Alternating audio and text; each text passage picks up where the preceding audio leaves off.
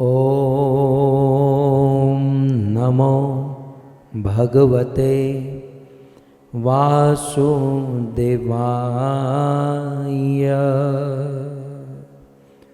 ॐ नमो भगवते वासुदेवाय।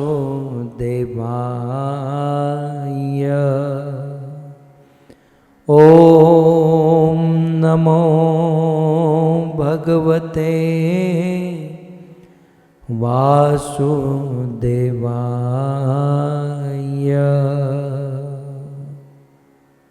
जय जय श्री राधा रमण,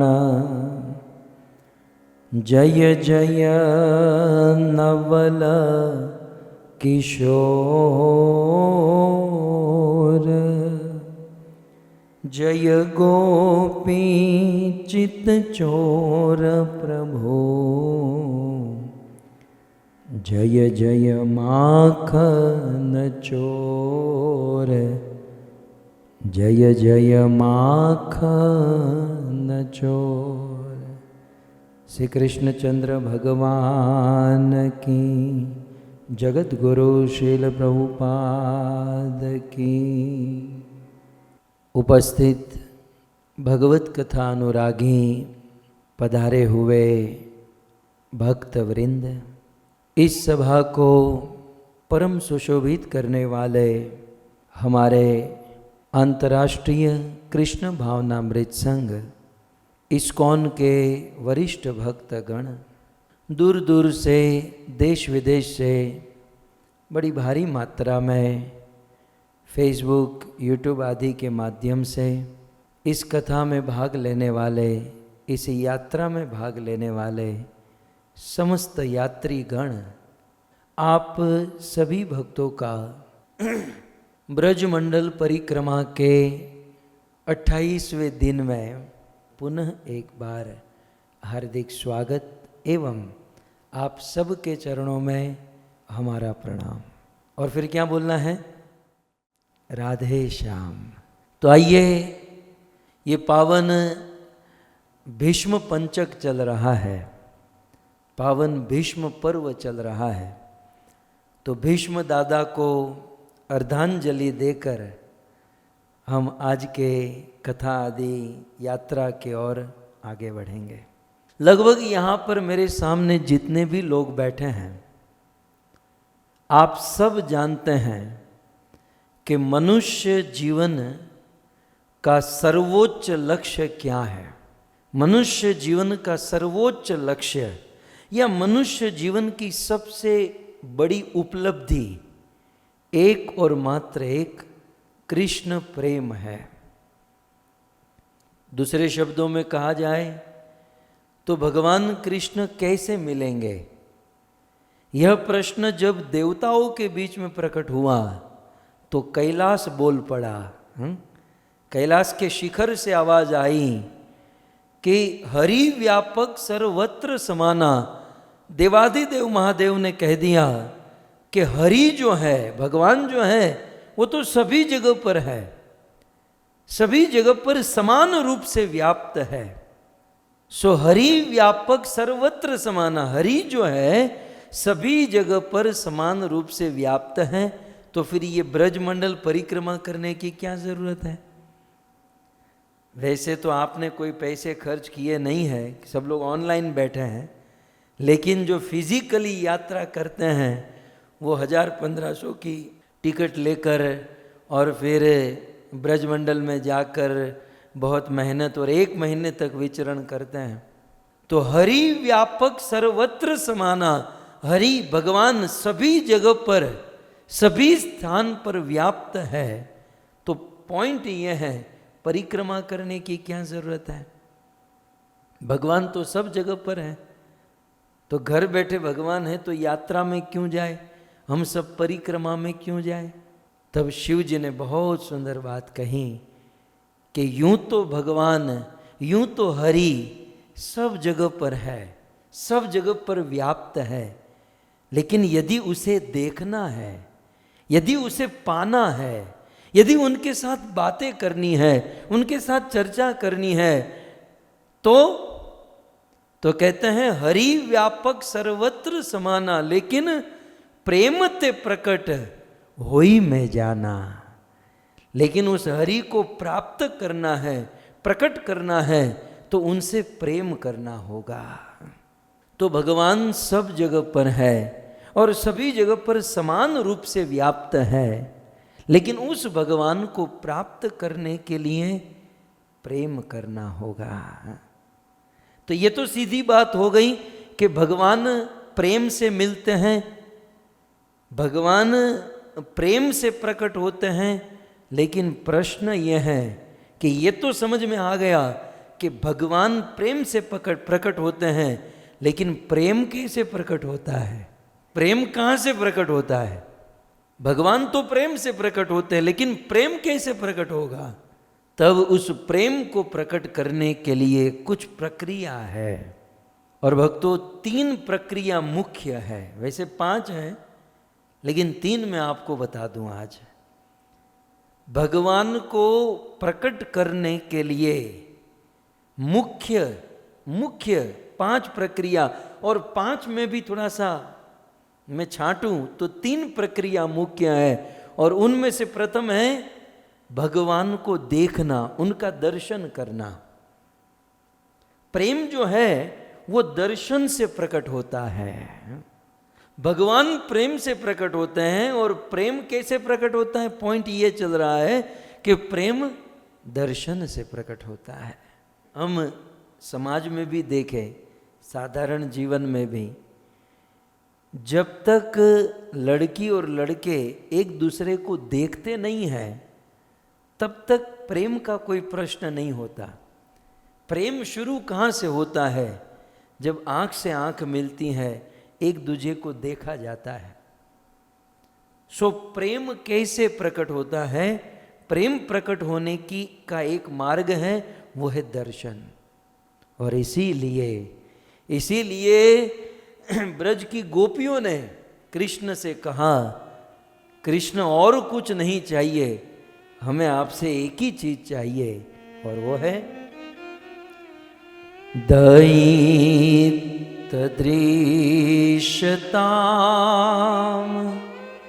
दीक्षुताव का त्वयि गृता सव त्वां विचिन्वते। गोपियों ने कहा, कृष्ण और कुछ नहीं, दयित दृश्यताम, आपका दर्शन करा दो, हम आपको देखना चाहती हैं, हमें आपको देखना है। तो प्रेम प्रकट होता है। अब ये तो आप समझ चुके हैं कि प्रेम ही सबसे बड़ी चीज है। सभी धर्म केवल एक ही तत्व को गाते हैं, भगवान से प्रेम करो, गॉड से प्रेम करो, ईश्वर से प्रेम करो। लेकिन वो प्रेम कैसे प्रकट होगा? एक दर्शन करने से, भगवान के विग्रह का दर्शन करने से। भगवान ने जिस भूमि में लीला की है, उस भूमि का दर्शन करने से प्रेम होगा। और एक सीक्रेट बात कह दूं, आप अपने बैठे हो, क्या छुपाना। प्रेम प्रकट होता है भगवान के किसी शुद्ध भक्त का दर्शन करने से। कोई साधु का दर्शन हो जाए ना, कोई शुद्ध भक्त, भले वो कुछ बोले नहीं, लेकिन वह साधना से भरा हुआ साधु, भक्ति और प्रेम रस से भरा हुआ साधु एक दृष्टि कर देना, हृदय में प्रेम छल छलाने लगता है।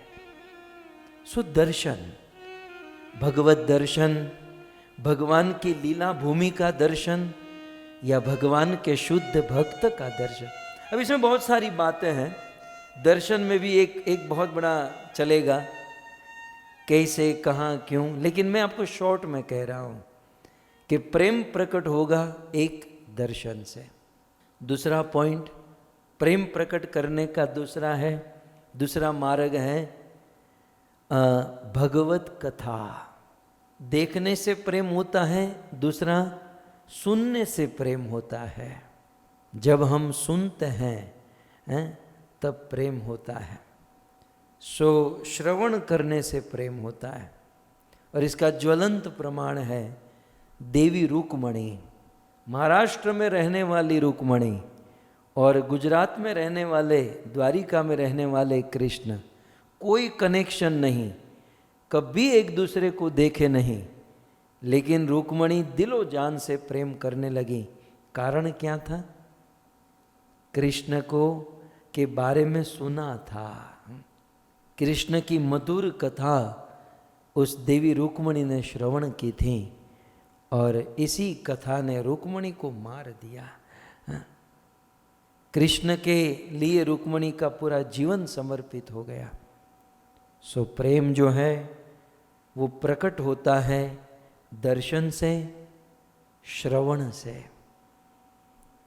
और प्रेम प्रकट होता है भगवान जहाँ जहाँ लीला किए हैं, जहाँ जहाँ भगवान ने अपने चरण रखे हैं, जहाँ जहाँ भगवान ने अपनी पवित्र लीलाओं को किया है, उन लीला भूमि में विचरण करने से प्रेम प्रकट होता है। बहुत सारी बातें हैं, मैं केवल 3 चीज कहा, प्रेम प्रकट होता है। और भक्तों, हमारा परम सौभाग्य है कि ऐसा प्रेम प्रकट करने वाली ब्रजमंडल परिक्रमा हम पिछले 27 दिनों से कर रहे हैं। ये ब्रजमंडल परिक्रमा आप देखोगे, इस ब्रजमंडल परिक्रमा में दर्शन भी है, इस ब्रजमंडल परिक्रमा में भगवान की कथा भी है, इस ब्रजमंडल परिक्रमा में साधु संतों का भी दर्शन, शुद्ध भक्तों का भी दर्शन, भगवान की शुद्ध पवित्र गाथा भी है। और साथ ही साथ हम प्रत्येक मार्ग को देखते हुए, पूरे मैप को देखते हुए, उस मार्ग पर चलते हुए हम जा रहे हैं, भगवान की लीला भूमि में विचरण कर रहे हैं। सो भक्तों, मनुष्य जीवन का सबसे ऊंचा लक्ष्य, मनुष्य जीवन की सबसे बड़ी उपलब्धि, मनुष्य जीवन की सबसे बड़ी चीज वो है कृष्ण प्रेम। और वह कृष्ण प्रेम यह ब्रजमंडल परिक्रमा करने से प्राप्त होता है। क्योंकि कृष्ण प्रेम प्राप्त करने की जितनी विधि है, जितनी विधा है, वो सारी विधि इस ब्रजमंडल परिक्रमा करके संपन्न होती है। मैं धन्यवाद देना चाहता हूँ शिल प्रभुपाद को। शिल प्रभुपाद की कृपा से आज हम सबका दिमाग ठिकाने पर है और बिल्कुल उचित समय पर हम उचित कार्य ये संपन्न कर रहे हैं। और विशेष धन्यवाद दूंगा हमारे ऑर्गेनाइज़र, हमारे यजमान आदियों को, कि जो अपनी मेहनत से इसका आयोजन करते हैं। भीष्म पर्व चल रहा है। भीष्म पर्व के विषय में, भीष्म पंचक के विषय में यदि हम सुने तो पितामह भीष्म ने भी अंतिम समय में क्या चाहा?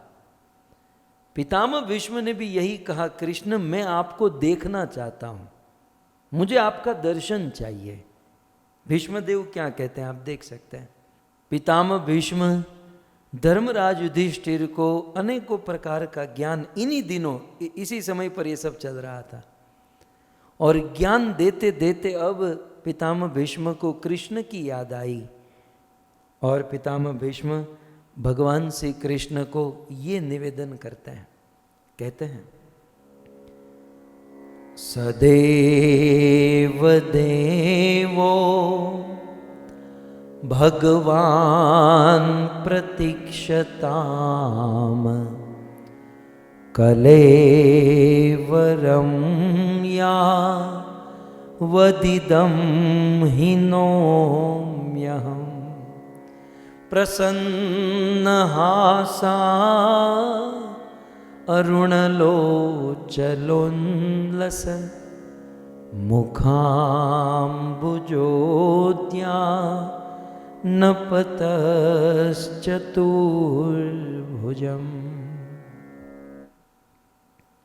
सो पितामह भीष्म कुरुक्षेत्र की रणभूमि में भगवान कृष्ण को निवेदन करते हैं कि सदैव देवो, भीष्मदेव भगवान श्री कृष्ण को कहते हैं, हे युधिष्ठिर, मैंने अब तक जो भी तुमको ज्ञान दिया और मैंने तुम्हें जिस कृष्ण को फॉलो करने के लिए कहा, मैंने तुम्हें जिस कृष्ण की भक्ति का उपदेश दिया, स माने वह भगवान कृष्ण कैसे हैं?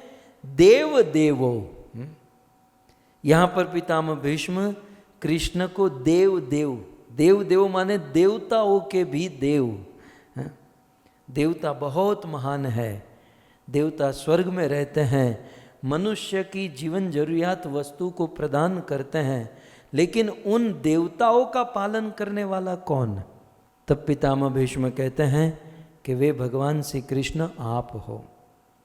तो सदेव देवो भगवान, हे भगवान, हे कृष्ण, हे देवताओं के देव, प्रतीक्षताम, आप प्रतीक्षा करो, आप थोड़े निकट आ जाओ और मेरे सामने खड़े रहो। मानो कृष्ण ने कहा कि आप मतलब करना क्या चाहते हो? पितामह भीष्म ने कहा कि मैं आपको देखना चाहता हूँ, दयित दृश्यताम, मैं बस आपको, आपके रूप को निहारना चाहता हूँ। सो मानो भगवान श्री कृष्ण पूछे कि भाई आप मुझे कब तक देखना चाहते हो? 5 मिनट, 10 मिनट, आधा घंटा, 1 घंटा? तब दूसरी लाइन में पितामह भीष्म कहते हैं, कलेवरम या वदिदम हिनोम्यहम। यदि अन्वय करेंगे तो इसका अर्थ होगा, यावत इदम कलेवरम न हिनोमि तावत प्रतीक्षताम। हे प्रभु, जब तक मैं मेरे शरीर को न त्याग दूं, अर्थात मेरा शरीर जब तक न छूटे तब तक आप खड़े रहो। अर्थात अब पितामह भीष्म, इच्छा मृत्यु का वरदान है, लेकिन अब भीष्म देव अपने प्राणों को त्यागना चाहते हैं। कैसे? भगवान का दर्शन करते हुए। मानो भगवान कृष्ण पूछे कि पितामह मैं कैसे खड़ा रहूं, किस मुद्रा में खड़ा रहूं? अब ये नटखट तो सब जानता है, सारी मुद्रा जानता है। तब पितामह भीष्म कहते, चुपचाप अपनी स्वाभाविक मुद्रा में खड़े रहो। तो प्रश्न हुआ, कृष्ण की स्वाभाविक मुद्रा कैसी है? मानो कृष्ण ही भीष्म से पूछे, हे भीष्म जी, मैं तो भूल गया, मेरी स्वाभाविक मुद्रा कैसी है? तब पितामह भीष्म तीसरी लाइन में कहते हैं, प्रसन्न हासा अरुण लोचलोल्लस मुखाम्बुजोद्या नपतश्चतुर्भुजम। हे कृष्ण, आपकी स्वाभाविक मुद्रा जो है प्रसन्न हासा, प्रसन्न होकर मंद मंद मुस्कुराना और हंसते रहना, ये आपकी स्वाभाविक मुद्रा है। कभी भी कृष्ण चाहे भी तो कभी टेंशन में नहीं आ सकते, चिंता में नहीं आ सकते।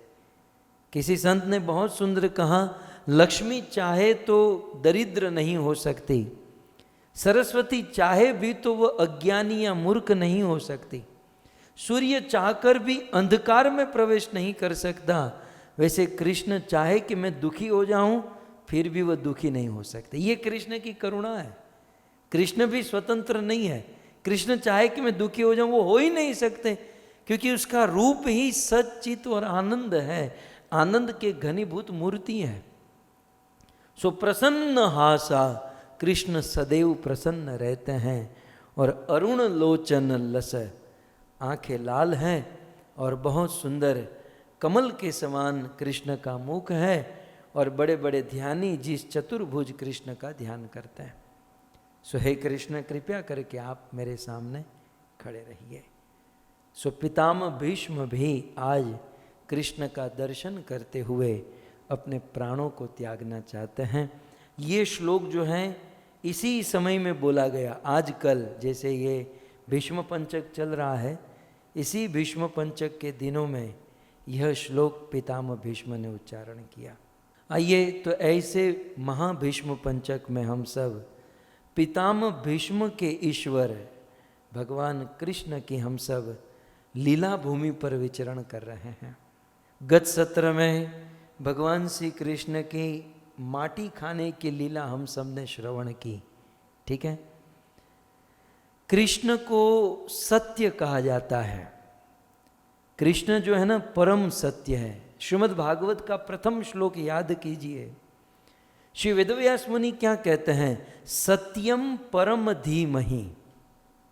वेदव्यास मुनि कहते हैं सत्य नहीं, कृष्ण जो है परम सत्य है। और क्योंकि कृष्ण परम सत्य है इसलिए हम कृष्ण का ध्यान करते हैं। शिव जी ने कहा उमा कहूं अनुभव में अपना सत हरि। सत्य कौन है? तो कहते हैं हरि। हरि माने भगवान विष्णु, भगवान कृष्ण ही सत्य है। जगत सब सपना, बाकी सब स्वप्नवत, ये हरि ही सत्य है। तो शिव जी ने कहा सत हरि भजन, हरि सत्य है। वेदव्यास मुनि ने भागवत के प्रथम श्लोक में कहा सत्यम परम धीमहि, कृष्ण ही परम सत्य है। और ये सब छोड़िए, 33 करोड़ देवी देवताओं ने मिलकर भगवान श्री कृष्ण को बिरदाया। 33 करोड़ देवी देवता ने मिलकर भगवान श्री कृष्ण को कहा सत्यव्रतम परम त्रिसत्यम सत्यस्य योनि निहितम च सत्ये सत्यस्य सत्य सतमृत्य मृत सत्य नेत्रम सत्यात्मकम त्वाम शरणम प्रपन्ना। श्रीमद् भागवत के 18,000 श्लोकों में से ये एक अद्भुत श्लोक है भक्तों। ये श्लोक सबसे पहले ये समझ लीजिए कि 33 करोड़ देवी देवताओं ने मिलकर भगवान कृष्ण को यह श्लोक बताया है।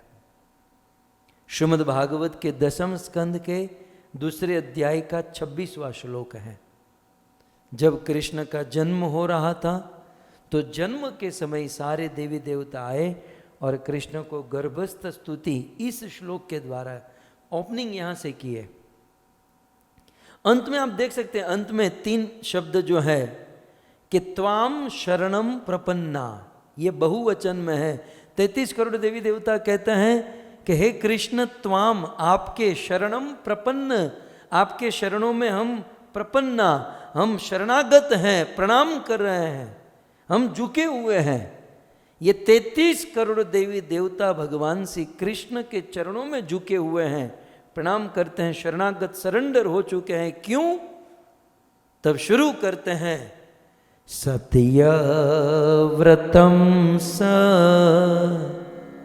सत्यपरम त्रिसत्यम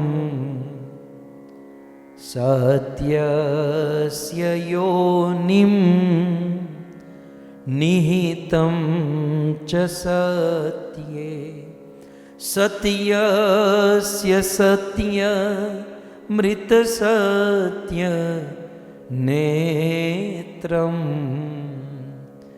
सत्यात्मकं त्वां शरणं प्रपन्ना। तो सर्वप्रथम कहते हैं सत्यव्रतम, हे कृष्ण आप सत्यव्रत हो। सत्यव्रत का अर्थ है सत्य संकल्प। देखिए इस श्लोक में लगभग 9 बार सत्य शब्द का इस्तेमाल हुआ।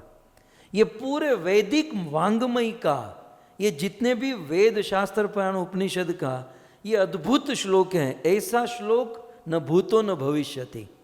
भगवान कृष्ण को इस प्रकार से न भूतो न भविष्यति जो समस्त देवी देवताओं ने मिलकर कहा।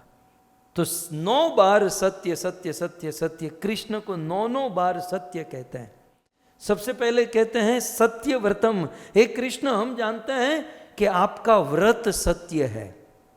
आप सबको याद रहना चाहिए कि ये कथा हम सब लोग ब्रह्मांड घाट पर बैठकर बोल रहे हैं।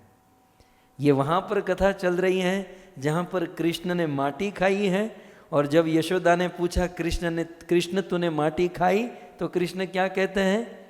मैंने माटी नहीं खाई। तो फिर हमको क्या लगता है कि कृष्ण झूठ बोले हैं। मैं आपको प्रसंग याद करा दूं, फिर आपको इस श्लोक में लेकर जाऊं। आइए, गोविंद टीवी पहुंच चुका है। पहले हम ब्रह्मांड घाट का दर्शन ही कर लेते हैं, ब्रह्मांड घाट पर हमारे हरे कृष्णा। तो मैं आनंद शक्तिदास गोविंद टीवी के माध्यम से आपको जो 84 धाम के हम दर्शन कर रहे हैं, उसमें हम अब जो यहाँ पे ये जो जगह पे खड़े हैं वो जगह है ब्रह्मांड घाट, जहाँ पे भगवान ने मिट्टी खाई थी और बहुत ही सुंदर यहाँ की लीला है। तो हम यहाँ के जो पंडा जी हैं उनसे यहाँ की संक्षिप्त में हम महत्व सुनेंगे। हरे कृष्णा। जय गोविंद, जय गोविंद सीरियल से यहाँ का महिमा हम बताने को जा रहे हैं। अशोक पंडा तीर्थ पुरोहित। सामने जो जंगल है, इस जंगल का नाम है माधववन। माधववन में श्री कृष्ण भगवान का गाय चरता था। गाय चरते चरते 84 कोस में फैल जाता, तो भगवान गाय के पीछे नहीं भागते थे।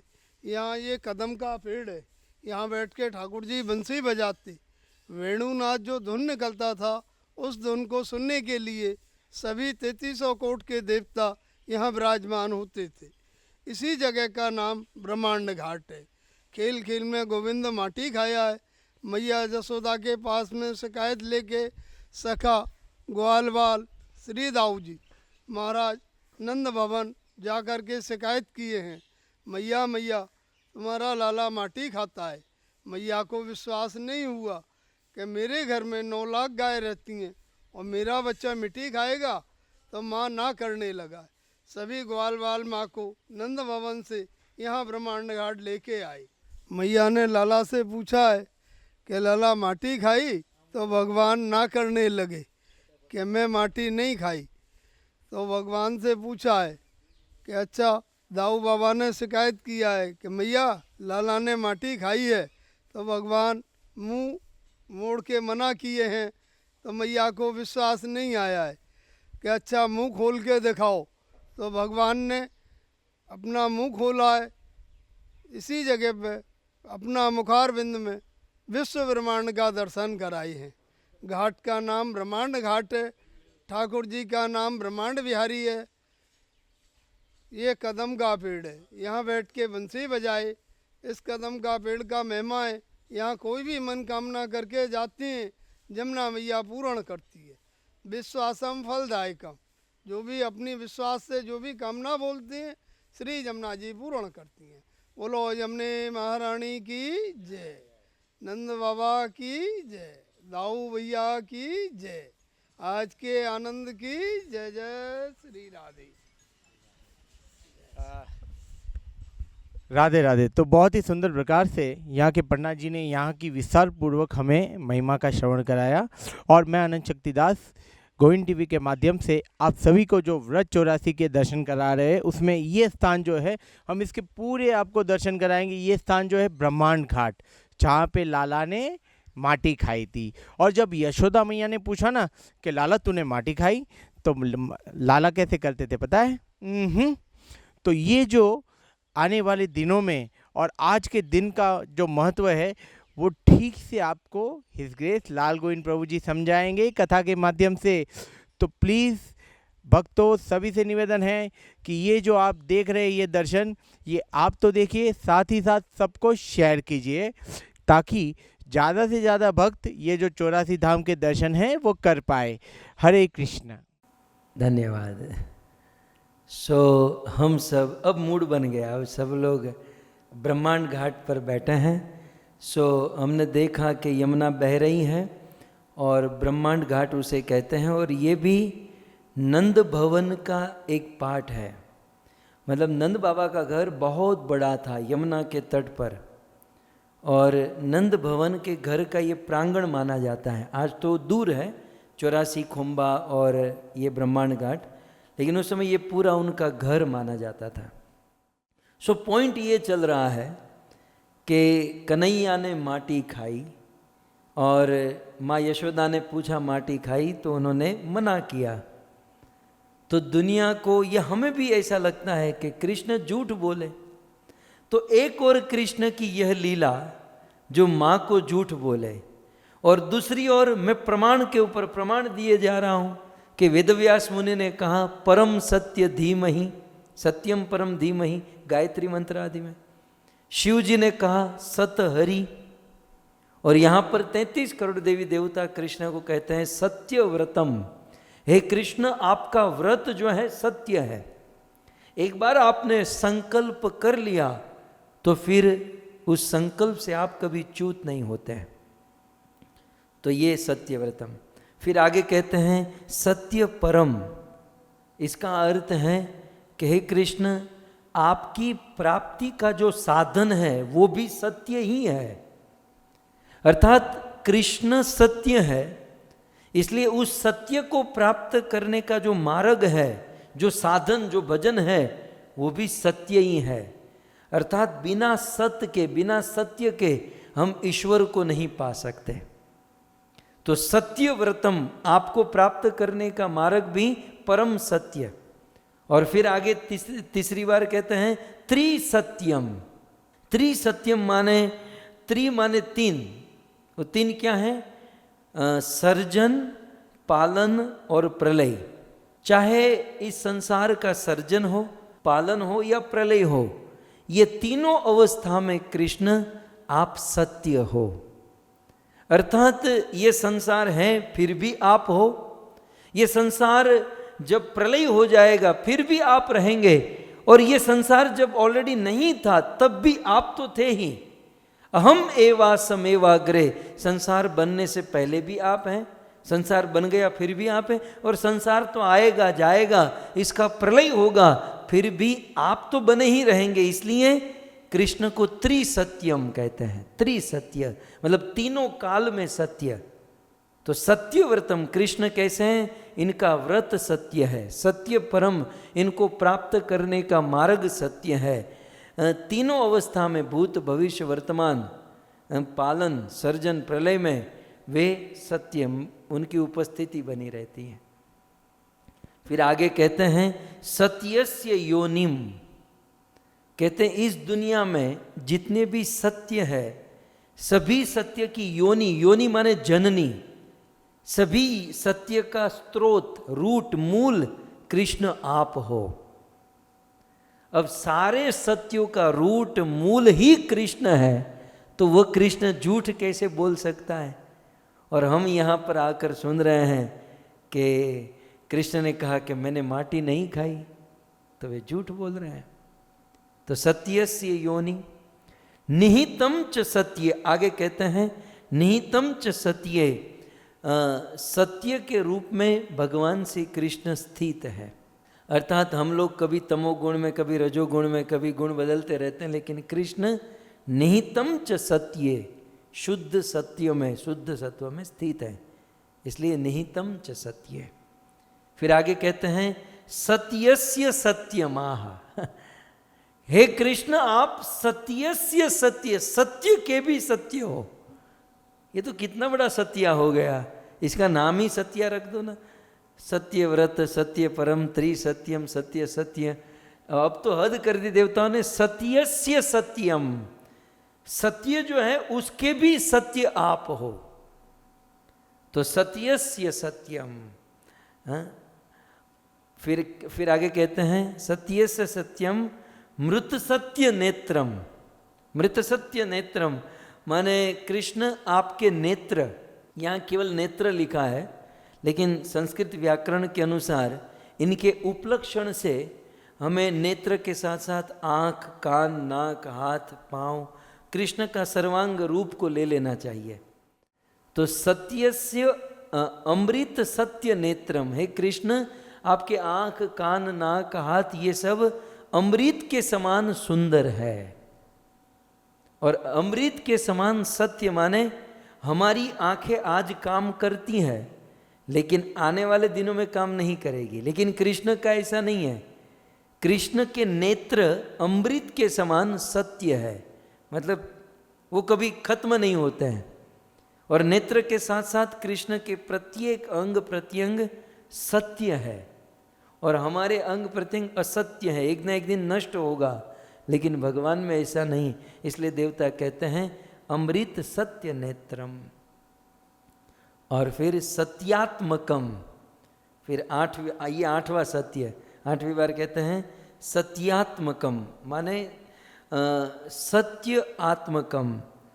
हे सत्य, आप परमात्मा स्वरूप, आत्मकम माने परमात्मा, तो आप सत्य परमात्मा है। इस दुनिया में कई बार कई लोगों को परमात्मा कहा जाता है, फलाने परमात्मा, ये देवता परमात्मा, ये देवी परमात्मा। कई बार, मैं ज़्यादा डीप में नहीं जाना चाहता, शिव पुराण, गणेश पुराण, देवी पुराण, बहुत कुछ लिखा है, लेकिन आज वही शिव, वही देवी, वही देवता आकर इजहार कर रहे हैं, वो अपनी ओर से कह रहे हैं कि सत्य आत्मकम, प्रभु सत्य में परमात्मा जो हो वो एकमात्र आप हो, और त्वाम शरणम प्रपन्ना। तो ऐसे परम सत्य भगवान श्री कृष्ण, हम सब आपकी शरण में हैं, हम सब आपके चरणों में आए हैं। तब इस प्रकार से सभी देवताओं ने 9 बार सत्य सत्य सत्य कहकर कृष्ण को बिरदाया। पॉइंट यह है कि जब कृष्ण परम, महाभारत में भी लिखा, सत्य प्रतिष्ठित कृष्ण, कृष्ण सत्य प्रतिष्ठित, सत्य में कृष्ण है, कृष्ण में सत्य है, तस्मात इसलिए परम सत्य एकमात्र कृष्ण है।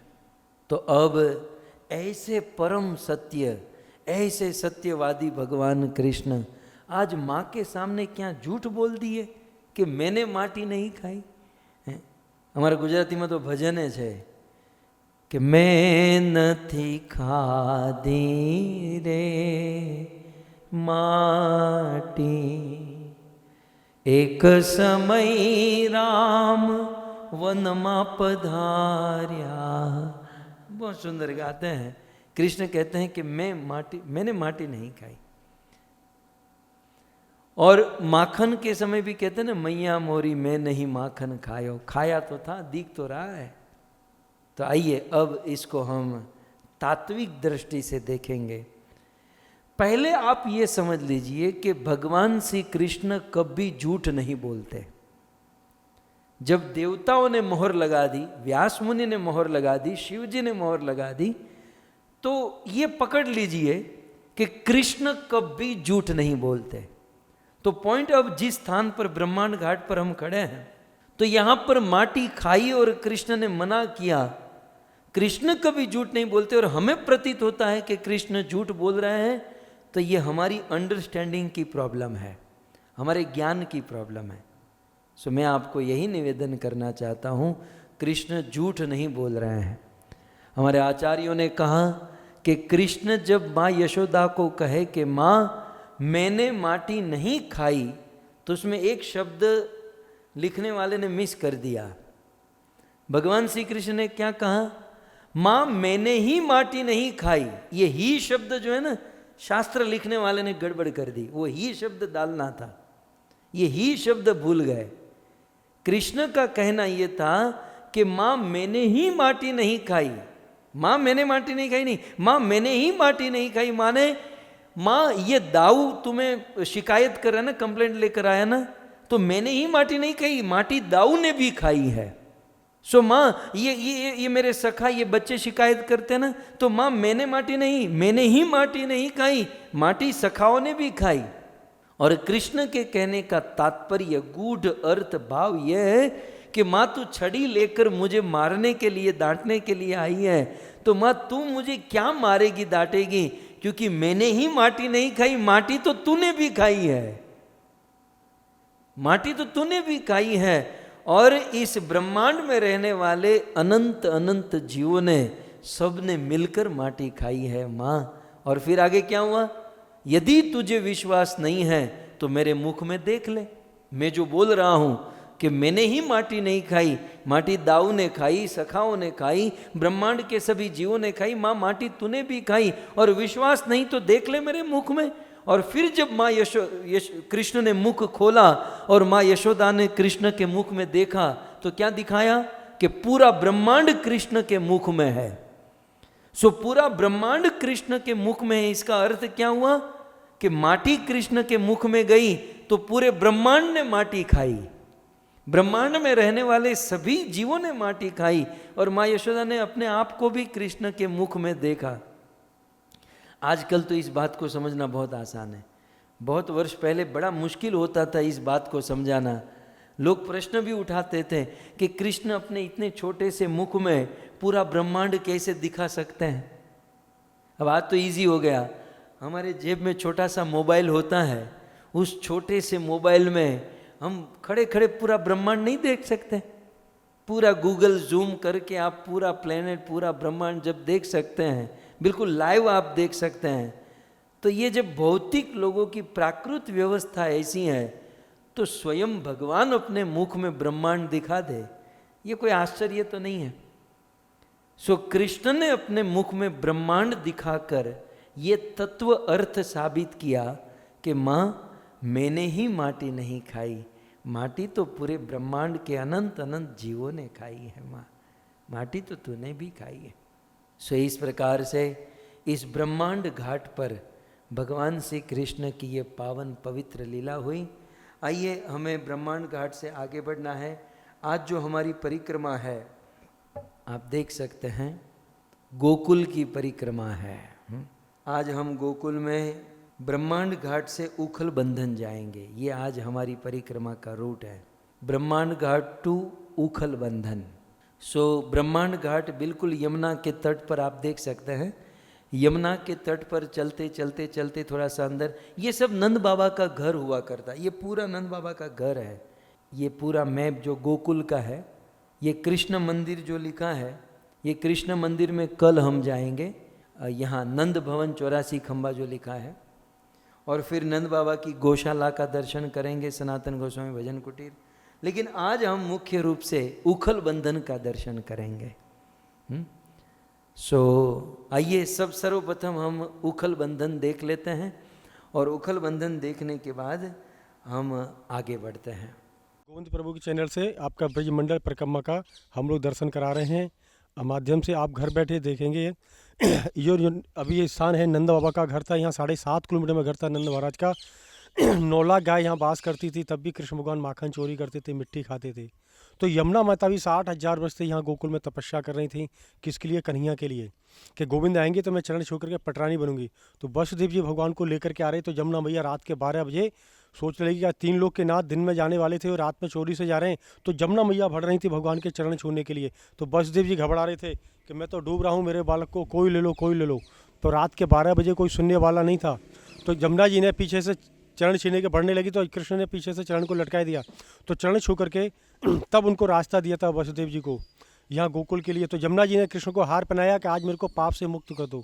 तो जो कृष्ण की भक्ति में विघ्न बाधा आती हैं, तो यमुना मैया यहाँ दूर करती हैं। तो ये यमुना जी का दर्शन है। जो कृष्ण की भक्ति में जो विघ्न बाधा आती है ना, तो ये यमुना माता यहाँ दूर करती हैं। ये यमुना जी का मुखार बिंद है। ये यमुना जी की तपोस्थली का दर्शन है। बोलो यमुने महारानी की, कृष्ण बलराम की। आज यमुना जी दर्शन जो અહીંયા નંદ મહારાજનો 60 વર્ષનો ઉંમર થયો, તો અહીંયા નંદ મહારાજ અહીંયા પુત્રેષ્ટિ યજ્ઞ કર્યો હતો। તો અહીંયા પુત્રેષ્ટિ યજ્ઞ કરાયો નંદ મહારાજ। અહીંયા 11 दिन બેસીને અહીંયા નંદ મહારાજ બ્રાહ્મણો અન્નદાન કરાયો, ખીર પૂરીને દક્ષિણા દવાયો। તો એને અમારા લાલાનો પ્રાપ્તિ કરવા માટે અહીંયા યજ્ઞ કરાયો 21 દિનનો। આ યજ્ઞ છે નંદ મહારાજનો। અહીંયા તપસ્યા કર્યો નંદ મહારાજ। અહીંયા બોલો નંદ મહારાજ की जय। आ जग्या से अँ राधा कृष्ण मिलन थयो। तो अँ कृष्ण नाम दामोदर थयो, भगवान नाम। राधा जी ने मालूम पड़ी कि कृष्ण के ऊपर में 2 झाड़ गिरी गयो। तो अँ राधा जी भगवान से अँ मिलवा माटे आया था।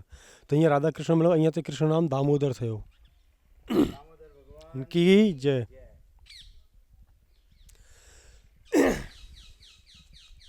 आ राधा दामोदर जी दर्शन। तो अँ कृष्ण नाम दामोदर थयो, भगवान नाम। दाम के भाई रस्सी, उधर माने पेट। अँ कृष्ण नाम दामोदर थयो भगवान। बोलो दामोदर भगवान की, कृष्ण बलराम की जय।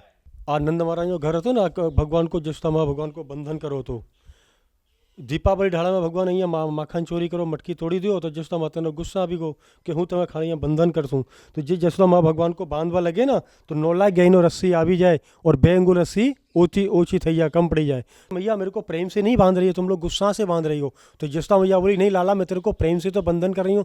तो भगवान बोले कि मैया ये तुम्हारे आंसू जो निकल रहे हैं ना, ये तो क्रोध के आंसू निकल रहे हैं, गुस्सा के। तो जसोदा मैया बोली कि नहीं लाला, ये तो मेरे भक्ति के आंसू हैं। क्रोध के आंसू अलग होता है और भक्ति का आंसू अलग होता है। तो जो भक्ति का आंसू होता है ना, ठंडा होता है, और क्रोध का आंसू गर्म होता है। तो भगवान बोले कि मैया मैं इतना रस्सी से नहीं बनूंगा, केवल मैं तो प्रेम डोरी से बनेंगे। तो जसोदा मैया बोली प्रेम डोरी कहाँ से लाएं? कि दूध चलाने वाली रस्सी लेकर के आओ और अपना बाल बांधने वाली रस्सी लेकर के आओ, तब हमको बंधन करो। तो यहाँ दीपावली के दिन कृष्ण को बंधन किया कृष्ण का नाम यहीं से दामोदर हुआ। जो कार्तिक मास में 1 महीना जो नेम सेवा करते हैं, दीप दान करते हैं, वो इसी स्थान का नेम सेवा है। और यहाँ इस साल में और इस महीने में कार्तिक मास में आने का बहुत बड़ा महत्वपूर्ण है। आज कृष्ण भगवान ने ऐसा अवसर दिया है कि आपको घर बैठे लाइव से देखा जाएगा, दामोदर पाठ किया जाएंगे और घर से भगवान तुम्हारे घर में दर्शन देंगे, यहाँ का लीला। तो ये कुबेर के पुत्रों का यहाँ उद्धार करने से, तब यहाँ पेड़ गिर गए तो यहाँ शंकर ब्रह्मा ने कृष्ण के चरणों में यहाँ नाक रगड़ी थी। ऐसा बोल देते हम तुम्हारी नाक तोड़ देंगे, नाक रगड़ देंगे। तब यहाँ शंकर ब्रह्मा ने कन्हैया को फूलों का वर्षा किया कि हे गोविंद, हम तुमको फूलों का वर्षा कर रहे हैं। और कन्हैया के चरणों में यहाँ नाक रगड़ी थी 3 दिन और 3 रात। ऐसा बोल देते हम घर में तुम्हारी नाक तोड़ देंगे, नाक रगड़ देंगे। तुम लोग यहाँ नाक रगड़ दोगे तो कहीं संसार में नाक रगड़ने की जरूरत नहीं पड़ेगी। तो यहाँ सब लोग भक्त लोग आते हैं, यहाँ नाक रगड़ते हैं भगवान के चरणों में और यहाँ माथा लगाते हैं, बोलते हैं कि प्रभु हमारा अहंकार नष्ट करना। और ये जल अपना ओखली का जल है ना, ये जल थोड़ा आँख में लगाना है कि प्रभु हमारी दृष्टि शुद्ध करना। और जिसकी दृष्टि शुद्ध है तो लाला की प्राप्ति है। भागवतम कृष्णा और गोकुलम कृष्णा, गोकुल में भी कृष्ण विराजते और भागवत में भी कृष्ण विराजते। बोलो दामोदर भगवान की, कृष्ण बलराम की। और ये जसोदा माता का मनोकामना का जगह है। ये विष्णु जी का अष्टकमल है और गणेश जी का स्वस्तिक चिन्ह है। तो यहाँ जसोदा मैया रोजाना दीप दान जलाने के लिए आती थी। किसके लिए? कि मेरे लाला की प्राप्ति हो जाओ। तो नंद महाराज जसोदा मैया यहाँ अवश्य करते थे, दीप दान करते थे। तो ये जसोदा माता की मनोकामना की जगह। आओ बोलो गोविंद भगवान की। आज के आनंद की गौशाला है और यहाँ पर गाय की सेवा होती है। जिसको कोई सेवा डालना हो तो यहाँ गोकुल में गौदान सेवा के लिए दे सकते हैं अपना। गोविंद टीवी के माध्यम से आपको लाल गोविंद प्रभु यहाँ का ब्रज मंडल का महात्म भी सुनाएंगे। उखल बंधन का स्थान का जो दामोदर लीला का है, इसके लाल गोविंद के मुखार बिंद से आप लोग घर में बैठ करके स्मरण करेंगे, ध्यान करेंगे और चिंतन करेंगे तो गोविंद की भक्ति में मन लगाए रखेंगे। बोलो गोविंद भगवान की जय। श्री दामोदर भगवान की। परम सौभाग्य है कि इन पवित्र स्थानों का हम सब दर्शन, बहुत सारे गोविंद टीवी तो चल ही रहे हैं लेकिन फिर कथा अधूरी रह जाएगी। आइए, हम सब महावन में हैं, हम सब गोकुल में हैं। हम आज और कल भी गोकुल में रहेंगे और रावल जाएंगे। आज हम विशेष रूप से उस स्थान पर आए हैं जो नंद बाबा का प्रांगण है और जहाँ पर भगवान श्री कृष्ण को उखल से बांधा गया था। श्रीमद् भागवत में जैसे महाराज जी ने कहा ना कि कृष्ण 2 जगह पर है, एक तो यहाँ पर है और दूसरे भागवत में है। हमारा दोनों सौभाग्य हैं कि परिक्रमा के मार्ग में हम दर्शन और भागवत के माध्यम से कथा सुन रहे हैं। हम ये पूरे महीने, अब तो ये सार चल रहा है, हम पूरे महीने भगवान को दीपदान अर्पण किए। पद्म पुराण में ये बहुत सुंदर महिमा है। दीपे नापी ही यत्रासो प्रियते हरि ईश्वर सुगतिश्च ददात्येव पर दीप प्रबोधनात्। पद्म पुराण में कहा गया कि इस कार्तिक महीने में यदि भगवान दामोदर को हम दीप अर्पण करते हैं हरि ईश्वर प्रियते, भगवान प्रसन्न हो जाते हैं और अपनी शुद्ध भक्ति, अपना प्रेम प्रदान करते हैं। इसलिए भगवान दामोदर को इस कार्तिक महीने में हम पूरे महीने भर दीप अर्पण करते हैं, ऐसा विधान शास्त्र में बताया गया है। लेकिन स्पेशली इस श्लोक में एक बहुत सुंदर बात बताई। कई बार लोगों का प्रश्न होता है कि भाई हम तो मंदिर में जाकर दीप अर्पण करते हैं, तो दीप पराये का, घी पराये का, दीप का जो पात्र आता है वो पराये का, तो मुफ्त में हमको भी फल मिलेगा। कई बार होता है ना कि कई बार दूसरों के घर जाकर दीप अर्पण करते हैं तो अपना तो कोई पैसा नहीं लगा उसमें। तो यहाँ पर देखिए शास्त्र बिल्कुल क्लियर करते हैं सारी बातें। चौथी लाइन में लिखा है कि पर दीप प्रबोधनात्। अपना दीप हो नो प्रॉब्लम, लेकिन पर दीप हो तो भी कोई प्रॉब्लम नहीं है। अपने घर का दीप हो, घर का घी हो, घर का पात्र हो, घर की बाती हो और भगवान दामोदर को दीप अर्पण करें तो प्रेम उत्पन्न होगा। इवन पर दीप, दूसरों का दीप भी हम अर्पण करेंगे तो भी प्रेम उत्पन्न होगा। और दास को एक समझ में जो बात आती है कि पर दीप का अर्थ तो ये हो गया कि दूसरे का माल, मतलब दूसरे का दीप हम लोग दिखा देवे।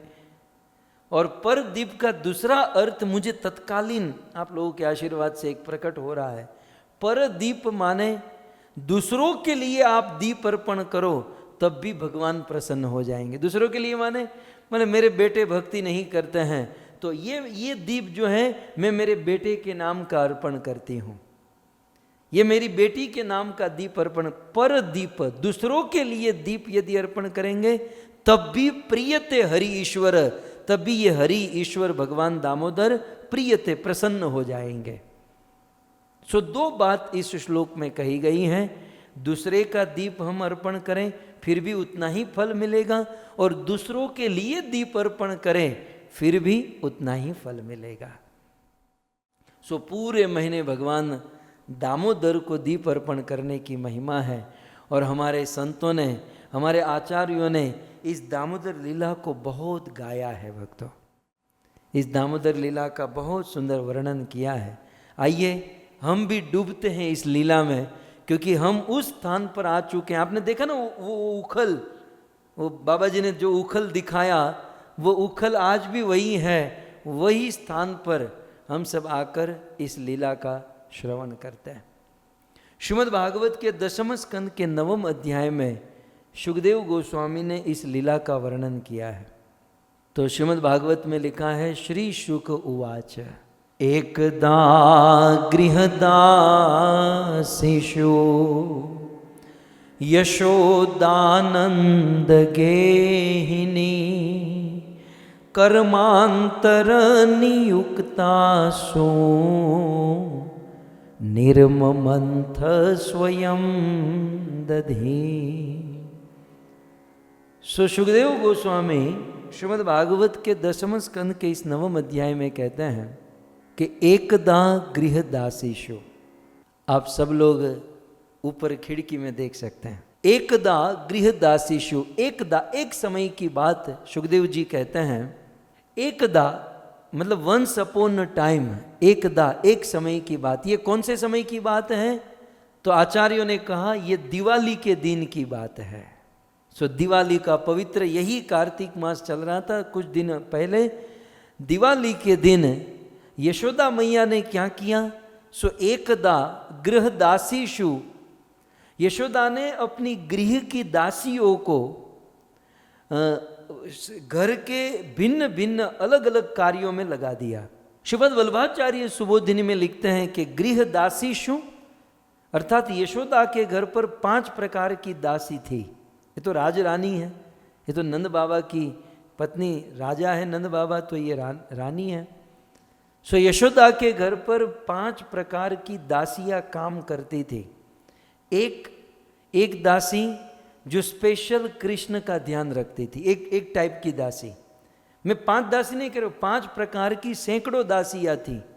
दूसरी दासियां जो घर पर झाड़ू पोछा आदि करती थी। तीसरी दासियां जो गौशाला में काम करती थी, गायों के भोजन खिलाना। चौथी दासियां गायों का ध्यान रखना, और 5वीं यशोदा आदि के लिए भोजन पकाना। तो कुल 5 प्रकार की दासियां थी। दिवाली के दिन माँ यशोदा ने क्या किया? यशोदा नंद गेहिनी, नंद महाराज की पत्नी यशोदा ने कर्मांतर नियुक्तासु, इन 5 प्रकार की दासियों को घर के बाहर भेज दिया, बाहर के कार्यों में लगा दिया। बोले अंदर का कार्य आज मैं स्वयं अपने हाथों से करूंगी। सो सभी दासियों को अलग अलग कार्यों में लगाया, और माँ यशोदा स्वयं क्या करने लगी? चौथी लाइन में कहते हैं निर्ममंथ स्वयं दधिहि, माँ यशोदा स्वयं अपने हाथों से दही का मंथन करने लगी। सो यहाँ पर प्रश्न खड़ा हुआ कि यशोदा को अपने हाथों से दही मंथन करने का क्या कारण? क्योंकि यशोदा तो राजरानी है, और राजरानियों के घर पर तो दास दासियाँ ये सब भोजन बनाते हैं, और दही मथना बड़ा कष्ट होता है। ये तो सेवक नौकर लोग करते हैं।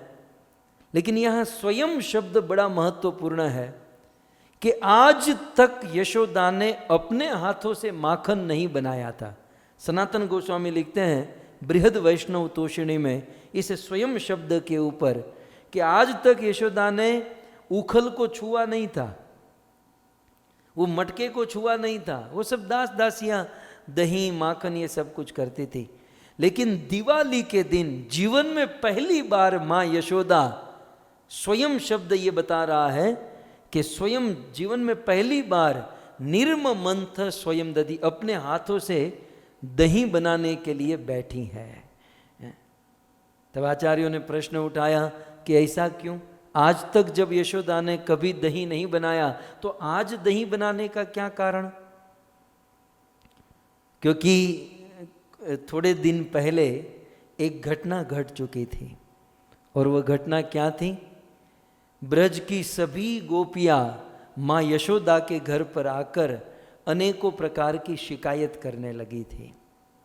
कृष्ण उस दिन छत पर खड़े थे और देखा कि पूरा जुलूस आ रहा है, ब्रज की सैकड़ों गोपियां आ रही हैं। कृष्ण समझ गए कि ये मेरी शिकायत, मेरी कंप्लेंट लेकर आई है, और कृष्ण सीधे नीचे उतरे और माँ यशोदा के पीछे जाकर छिप गए, और सारी गोपियां यशोदा के घर पर घुसी। यशोदा ने कहा, गोपियों स्वागत। बोले, स्वागत काहे का?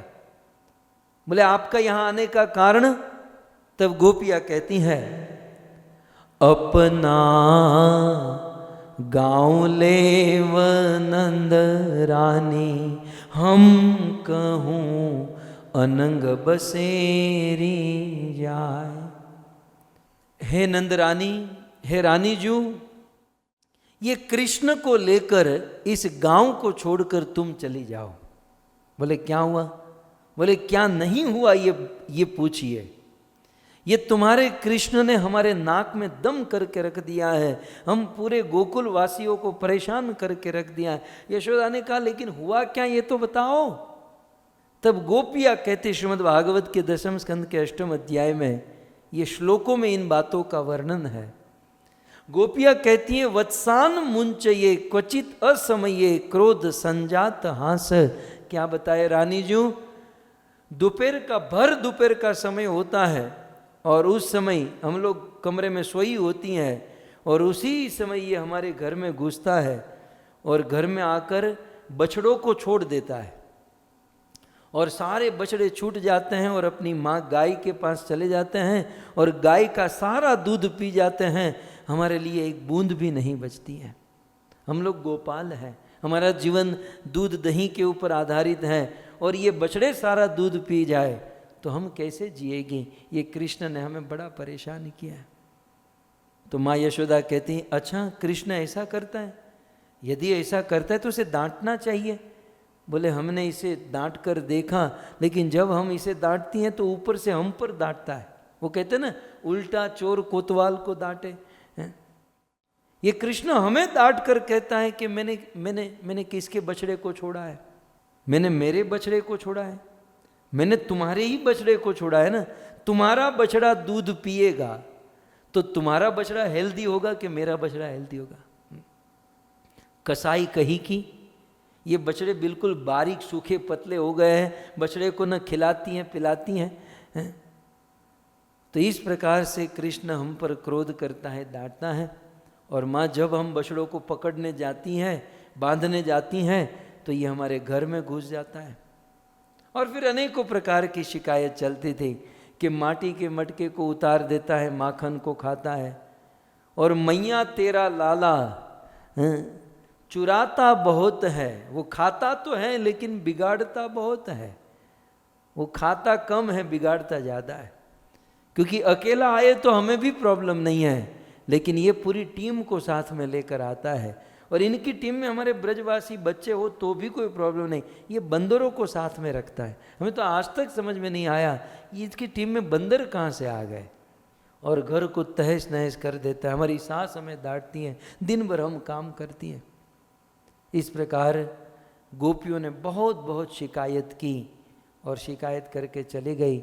माँ यशोदा के मन में चिंता होने लगी कि ये मेरा लाला बचपन से ही चोरी करने की आदत कहाँ से पड़ गई। आज माखन चुरा रहा है, कल किसी गोपियों को चुरा कर भाग जाएगा, तो बच्चा बिगड़ रहा है। अभी से इनको कंट्रोल में लेना चाहिए। सो माँ यशोदा सोच रही थी क्या करे, इसको कैसे सुधारे।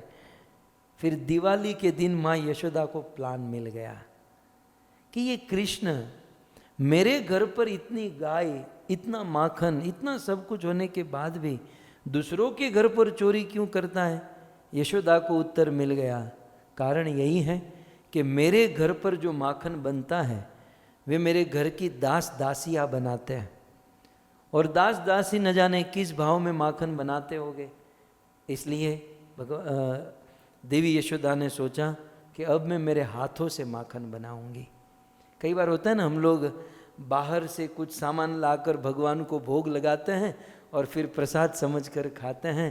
तो यहाँ पर ये बात समझ लेनी चाहिए कि वो बाहर बनाने वाले ने किस मूड में बनाया, किस भाव में बनाया, किस पवित्रता से बनाया, कौन जानता है। तो ऐसे भोग को शायद हमारे भगवान नहीं खाते हैं, लेकिन भाव से बनाए हुए माखन को या भोग को भगवान चोरी कर कर के खाते हैं।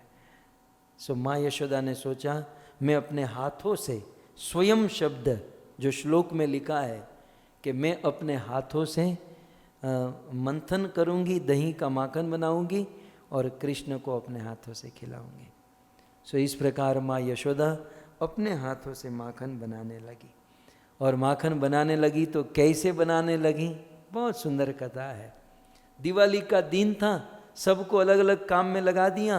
पिछले दिन रात को बहुत बड़े माटी के मटके में बिल्कुल गर्म दूध करके उसमें खटास डाल कर रखी, और सुबह बिल्कुल दही जम गया, बिल्कुल जमा हुआ दही है।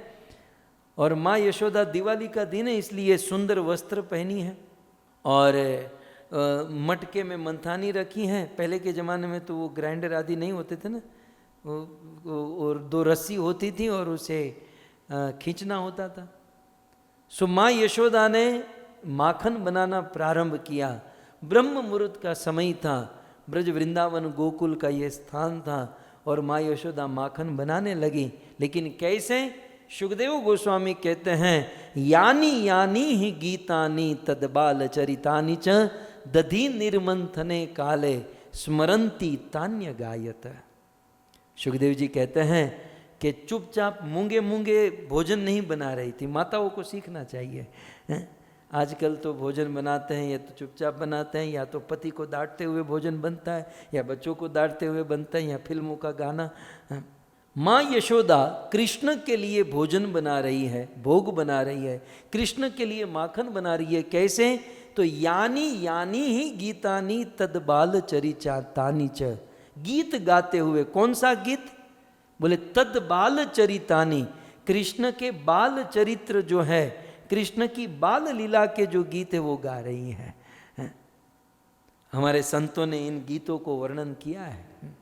घमर घमर मारू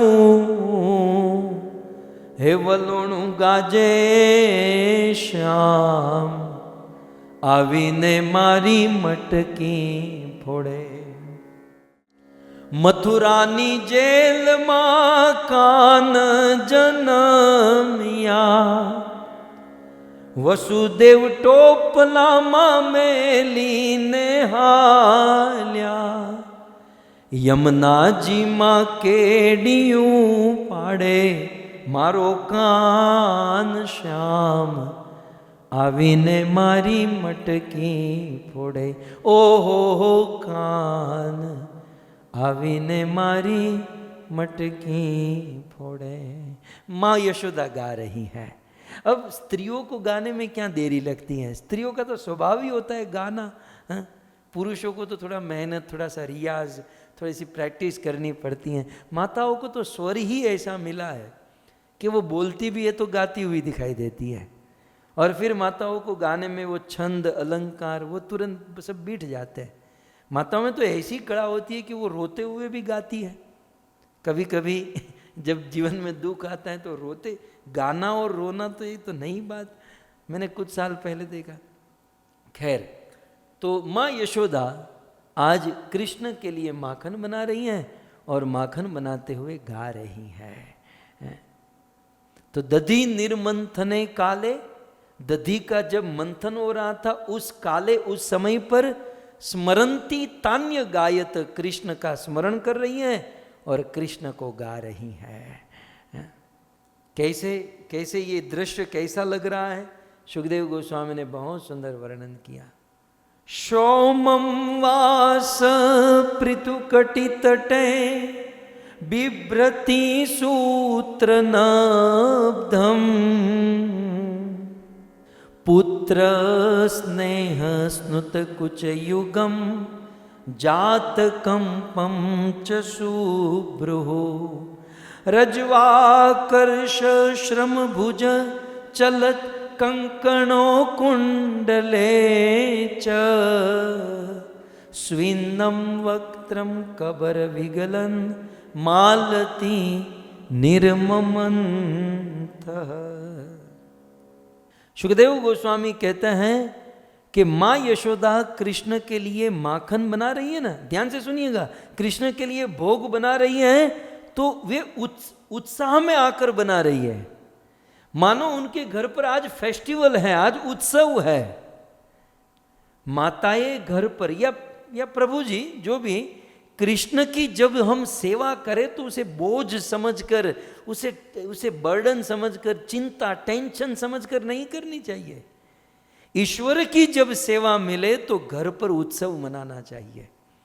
मैं मेरे ठाकुर जी के लिए भोग बना रही हूँ, भोग बना रहा हूँ, तो फेस्टिवल मूड में आकर बनाना चाहिए। माँ यशोदा को आप देखिए, सबसे पहले सोमम वासम, माँ यशोदा ने सुंदर वस्त्र पहने हैं।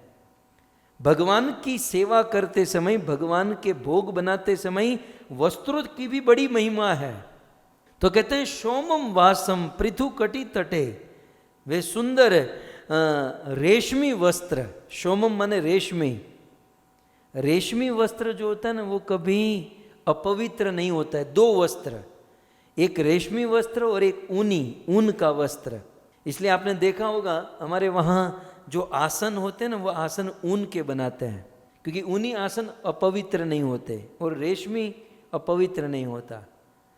तो इसका अर्थ है माँ यशोदा कृष्ण के लिए भोजन बना रही है, माखन बना रही है, तो पवित्र वस्त्र पहनकर बना रही है। आजकल तो कुछ माताएं रात को जो नाइट ड्रेस पहनकर सोई हैं, नहाए धोए ब्रश किए बिना उसी नाइट ड्रेस नाइटी पहनकर किचन में घुस जाती हैं, चाय बनाती, ये बनाती, उसके घर पर कभी सुख संपत्ति नहीं आ सकती। ईश्वर की सेवा का विधान यहाँ पर माँ यशोदा को देखिए, और देखिए इस प्रकार से सेवा का फल भी मिलेगा। क्या फल? तुरंत भगवान प्रकट होंगे। बहुत सुंदर ये लीला है। तो माँ यशोदा कृष्ण के लिए माखन बना रही हैं, माखन बनाते समय वस्त्र की वर्णन कर रहे हैं। सोमम वासम, पवित्र वस्त्र धारण किए हैं, बिल्कुल मर्यादापूर्ण पवित्र। पृथु कटि तटे, पतली कमर पर बिभ्रति सूत्र नबदब, આપણે ગુજરાતીમાં એને કંદોરો કહે ને, कमर पर जो होता है ना वो सोने चांदी का कमर पर जो बेल्ट होता है वो, तो वो लिखा है कि माँ यशोदा पहनती थी। सोमम वास पृथु कटि तटे बिभ्रति सूत्र नबदम। और फिर जब कृष्ण के लिए माखन बना रही थी ना तो क्या हो रहा था? सुखदेव जी कहते हैं पुत्र स्नेह, अपने पुत्र का स्मरण कर रही थी कि भाई मैं कृष्ण को माखन खिलाऊंगी, कृष्ण ऐसी लीला करता है। तो माखन बन रहा था तो उस समय पुत्र के प्रति स्नेह उत्पन्न हो रहा था। अब कृष्ण की सेवा करेंगे तो कृष्ण का स्नेह होना ही है। कुछ लोग कहते हैं ना प्रेम कैसे होगा? सेवा करने से।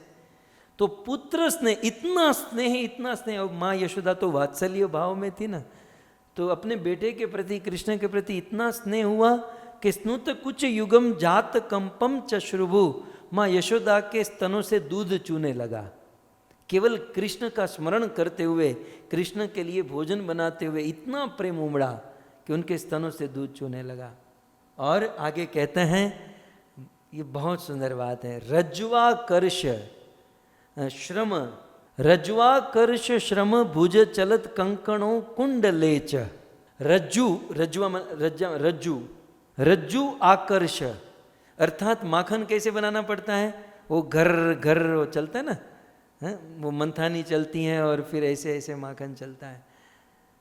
तो माँ यशोदा वो जो मटका था, मटका मटका में जो मंथानी थी वो गोल गोल घूमती थी, वो घर घर चलती थी, और माँ यशोदा के हाथों में जो चूड़ियाँ थी वो चूड़ियाँ भी बज रही थी।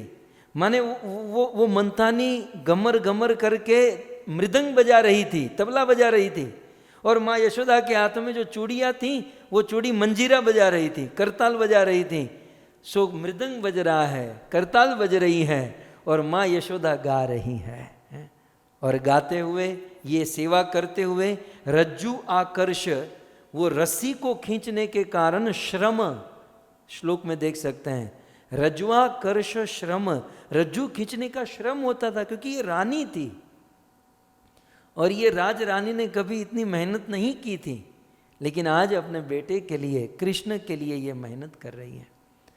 तो रज्जुआकर्ष श्रम भुजत कंकणों कुंडलेच, यशोदा के कंकण हिल रहे हैं, कानों के कुंडल हिल रहे हैं, मानो कानों के कुंडल नृत्य कर रहे हैं कि आज कृष्ण की सेवा, कृष्ण का कीर्तन, कृष्ण का नाम है। और स्विन्नम वक्त्रम, बहुत सुंदर बात कहते हैं, स्विन्नम वक्त्रम, माँ यशोदा का शरीर पसीने से लथपथ हो रहा है। स्विन्नम वक्त्रम माने माँ यशोदा इतनी मेहनत कर रही है, कृष्ण की सेवा करे जब तक पसीना न निकले समझो सेवा अभी तक पूरी नहीं हुई। इतनी जमकर सेवा करे, इतनी डटकर सेवा करे कि पसीने से लथपथ हो जाए, क्योंकि वो पसीना, एक बात समझ लीजिएगा, भगवत सेवा करते हुए निकला हुआ पसीना गंगा से भी अधिक पवित्र है। गंगा जाने की जरूरत नहीं है, ईश्वर की सेवा करते हुए जो पसीने की बूंद निकलती है वो गंगा को भी पवित्र करने वाली है। माँ यशोदा को आज यही हुआ। स्विन्नम वक्त्रम, उनके वस्त्र, उनका शरीर पसीने से भीग गया। और एक बहुत सुंदर बात क्या हुई, कबर विगलन मालती निर्ममंथ। यशोदा मैया, दिवाली का दिन था भाई, मौज में जैसे आप लोग भी थे तैयार होकर, वैसे आपको तो रोज दिवाली है, रोज तैयार होकर आते हैं। तो माँ यशोदा दिवाली के दिन अपने बालों में मालती के फूल डाली थी, बालों में फूल, बालों को सजाई थी फूल डालकर। लेकिन यशोदा मैया जब कृष्ण के लिए ये सेवा कर रही थी ना, ये माखन बनाना, ये दही से माखन बनाना, मंथन करना, तो क्या हुआ, यशोदा मैया के मस्तक के जो बालों के फूल थे एक एक करके नीचे गिर गए। श्लोक में लिखा है, कबर विगलन मालती निर्ममंथ, मंथन करते समय मालती के फूल नीचे गिर गए। अब आचार्यों ने यहाँ पर बहुत सुंदर बात बताई, ध्यान से सुन लीजिएगा, कि मैया यशोदा के बालों से फूल नीचे क्यों गिर गए, तो इसका कारण क्या है। तब आचार्य गण कहते हैं कि उन फूलों ने सोचा, आप विचार तो करो, यहाँ का आदमी नहीं सोचता, वहाँ का फूल सोचता है। यशोदा के मस्तक पर जो फूल थे, उन फूलों ने सोचा कि आज हम जिसके मस्तक पर बैठे हैं वो माँ यशोदा कृष्ण की सेवा कर रही हैं, ठीक है, कृष्ण की सेवा करते हुए कृष्ण का कीर्तन कर रही हैं। कृष्ण की सेवा, कृष्ण का कीर्तन, और कीर्तन करते हुए उनको पसीना निकल रहा है। जो भक्त अपने जीवन में कृष्ण के लिए सेवा करता है और साथ ही साथ कृष्ण का गीत गाता है, उस शुद्ध भक्त के माथे पर नहीं, उस भक्त के चरणों में बैठना चाहिए। वो फूलों को लज्जा आने लगी कि ऐसी माँ यशोदा के मस्तक पर हम बैठे हैं, हमें तो इनके चरणों में बैठना चाहिए। यह सोचकर यह फूल एक एक करके उतरकर माँ यशोदा के चरणों में गिर गए कि धन्य हो माँ यशोदा कि आज आप कृष्ण की इतनी सुंदर तरीके से सेवा कर रही हो। अब देखिए, जो व्यक्ति कृष्ण के लिए सेवा करेगा और कृष्ण का गीत गाएगा, सेवा करेगा, जिसका जीवन कृष्ण की सेवा में लगेगा और सेवा करते हुए जो कृष्ण का गीत गाएगा, निश्चित भगवान उनके पास आएगा, इसमें कोई संशय नहीं है। और इसीलिए हमारे देश के संतों ने कहा है कि जीवन में कोई भी कार्य करे तो उस कार्य को करते हुए भगवान के नाम का गान करे, कृष्ण का कीर्तन करे। उससे एक तो आप जो कार्य कर रहे हो ना उसमें मेहनत नहीं लगेगी, वो आनंद मंगल करते करते वो कार्य आपका संपन्न हो जाएगा। दूसरे, उस कार्य में कोई विघ्न नहीं आएगा। तीसरे, उस कार्य में कर्म बंधन नहीं लगेंगे, क्योंकि आजकल हम जो कर्म करते हैं उसके अनेकों प्रकार के बंधन लगते, तो कर्म बंधन नहीं लगेंगे। अतः के और चौथा, भगवान कृष्ण प्रसन्न हो जाएंगे कि वे तुरंत उसे मिल जाएंगे। अब माँ यशोदा ये कृष्ण के लिए माखन बना रही है, मंथन कर रही हैं, और दूसरी ओर कृष्ण सो रहे थे। तो सोए हुए कृष्ण माँ यशोदा के इस कर्म को देखकर जग गए, और सुखदेव जी ने कहा, ताम स्तन्य काम आसाध्य मंथन तिम जननीम हरि। भगवान श्री कृष्ण जग गए, और छोटे छोटे बच्चे जब जगते हैं तो उसे दूध चाहिए, वो माँ का दूध पीते हैं। तो भगवान श्री कृष्ण जगे और ताम स्तन्य काम, कृष्ण को कभी काम नहीं हो सकता, लेकिन आज माँ के ऊपर कृपा करने के लिए स्तन्य काम, कृष्ण को दूध पीने की इच्छा हुई। और कृष्ण खोजने लगे, माँ कहाँ, माँ कहाँ। खोजते खोजते बिल्कुल प्रांगण में, अब वो बाबा जी जो दिखा रहे थे, नंद बाबा का प्रांगण था, सीधे प्रांगण में आए। माँ यशोदा की आंखें बंद थीं और वहाँ तो कीर्तन चल रहा था। वो दोनों हाथों से मत रही थीं और यहाँ तो कीर्तन हो रहा था। 4-5 गोवाल टोले वणी ने, एक बीजाने कांधे चढ़ी ने। 4-5 गोवाल टोले वणी ने, एक बीजाने कांधे चढ़ी ने।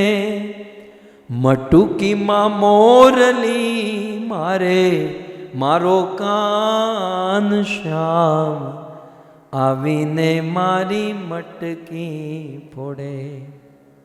मटुकी माँ मोरली मारे, मारो कान श्याम, आवीने मारी मटकी।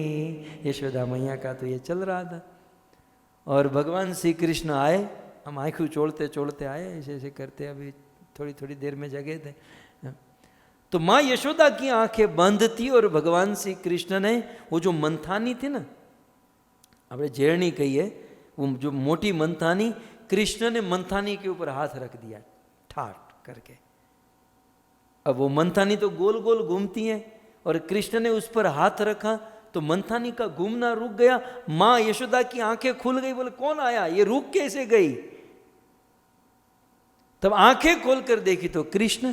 आचार्यों ने लिखा कि जो व्यक्ति कृष्ण की सेवा करेगा, कृष्ण का नाम गाएगा, आंखें खोलकर देखेगा, कृष्ण उनके सामने खड़ा मिलेगा।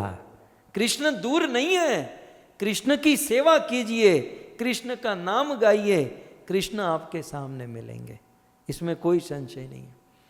और भगवान कृष्ण ने मंथानी के ऊपर हाथ रख दिया, और मानो कृष्ण ये कहना चाहते हैं, माँ ये सब छोड़ दे, तुझे ये सब करने की जरूरत नहीं। मंथानी माने शास्त्रों का मंथन, वेद और शास्त्रों का मंथन। ये आचार्यों के भाव है कि वेद और शास्त्रों का मंथन किया जाता है।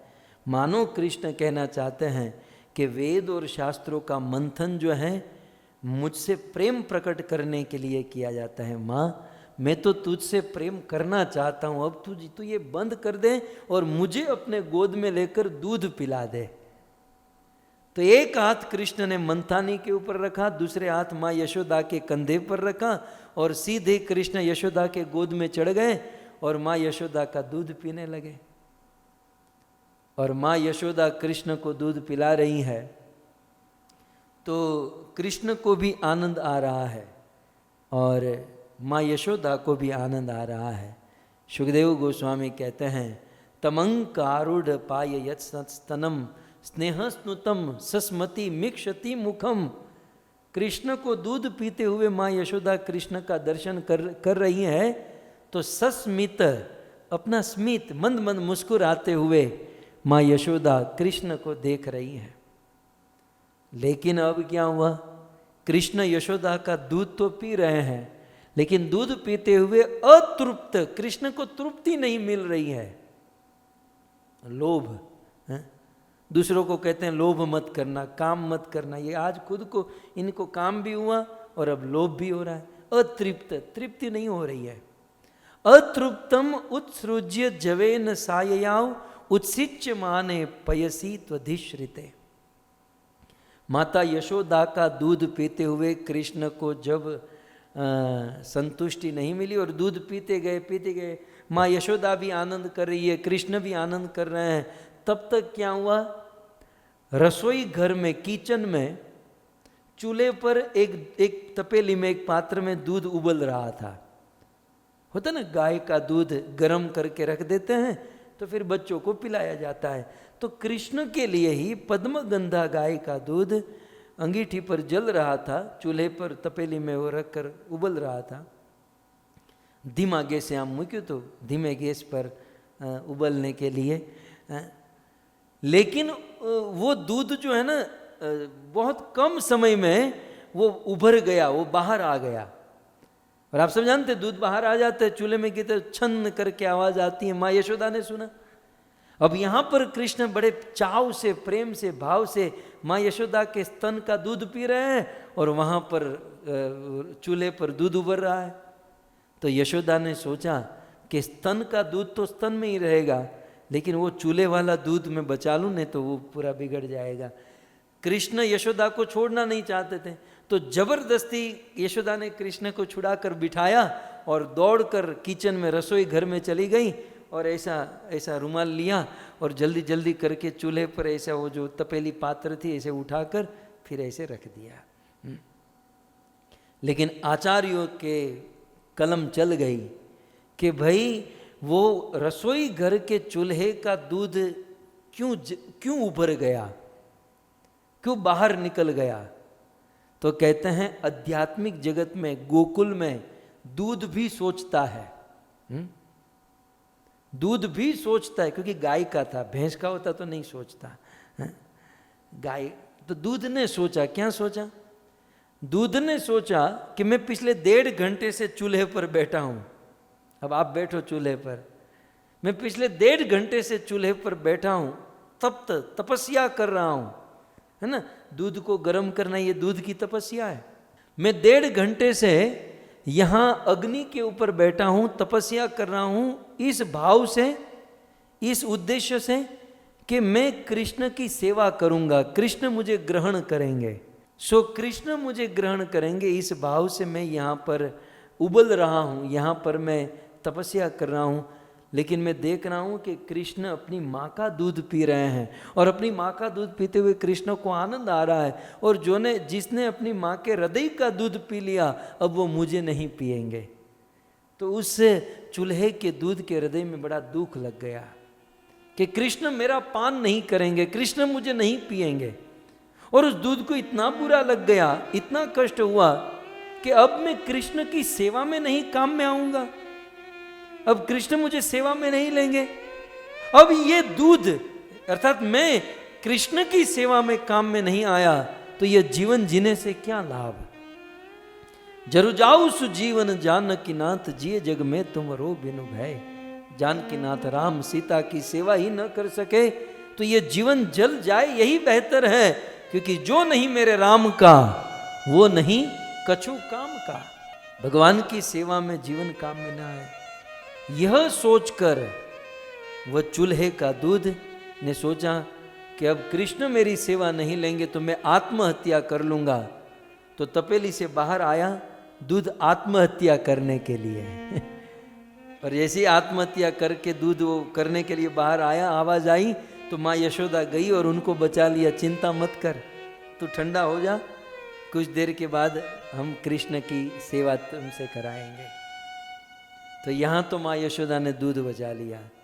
लेकिन दूसरी ओर अब सुनिए, भगवान श्री कृष्ण छोटे से हैं, बिल्कुल छोटे से, लेकिन कृष्ण अपने मन में सोचते हैं कि मैं मेरा वैकुंठ छोड़कर, मैं मेरा धाम छोड़कर, करोड़ों करोड़ों लक्ष्मी मेरी सेवा करती हैं, ये ऐश्वर्य साज सामान सब कुछ छोड़कर यशोदा के घर पर आया और ये यशोदा $1.5 रुपये दूध के लिए मुझे छोड़कर चली गई। अब मेरी वैल्यू है कि दूध की वैल्यू? मैं इतना प्रेम से आनंद से दूध पी रहा था और मुझे छोड़कर वो दूध को बचाने चली गई। बोले आज मैं यशोदा को पाठ पढ़ा दूंगा, आज मैं दिखा दूंगा, क्या करूं क्या करूं। कृष्ण ने सोचा कि सुबह से इस मटके में मेहनत कर रही हैं। बाजू में पड़ा था पत्थर, कृष्ण ने पत्थर उठाया और ये दबाकर मटके पर मारा, मटका फूटा और सारी छाछ दही माखन सब बहने लगा। अब कृष्ण ने भावुकता में आकर मटका फोड़ तो दिया, लेकिन इतने बड़े मटके से जब बहने लगा और पूरे घर में फैलने लगा, तब कृष्ण को भयंकरता का एहसास हुआ, यार थोड़ा ज़्यादा हो गया, क्या करे। बोले अब तो एक ही चीज़ है कि भागो यहाँ से, नहीं तो माँ आज नहीं छोड़ेगी। तो भगवान श्री कृष्ण भागे। आचार्यगण लिखते हैं कि उस दही छाछ के ऊपर अपना पांव रखकर कृष्ण भाग रहे थे। बिल्कुल दिखाई दे रहा था कि बच्चा कहाँ गया है। 2 कदम में ब्रह्मांड नापने वाला विष्णु आज छोटे छोटे कदम से छिपने की जगह ढूंढ रहा है कि मैं कहाँ जाकर छिपूं। ये है ब्रज का माधुर्य। कृष्ण किसी अन्य कमरे में जाकर उखल के ऊपर पर्दे के पीछे छिप गए और बंदरों को बासी माखन खिलाने लगे और खुद बासी माखन खाने लगे। माखन बासी नहीं होता, लेकिन वो पुराना 2 दिन पहले का बनाया हुआ माखन खुद खाने लगे, बंदरों को खिलाने लगे। अब यहाँ पर यशोदा रसोई घर से बाहर आई तो कारनामा देख लिया। सुखदेव गोस्वामी उस कारनामे के विषय में कहते हैं, उत्तार्य गोपी सुश्रुतम पयः पुनः। उत्तार्य गोपी, उस तपेली को नीचे उतार कर गोपी माँ यशोदा पुनः वापस जब उस कमरे में आई तो प्रविश्य समदृश्य च दध्यमत्रकम, देखा कि 3-4 घंटे से मैं जिस मटके में मेहनत कर रही थी माखन बनाने के लिए, भग्नम विलोक्य, उस मटके को भग्नम टूटा फूटा हुआ देखा।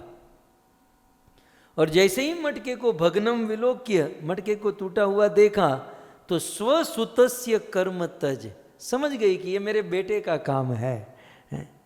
आज तक गोपियों ने इतनी शिकायत की, लेकिन यशोदा ने किसी पर विश्वास नहीं किया था।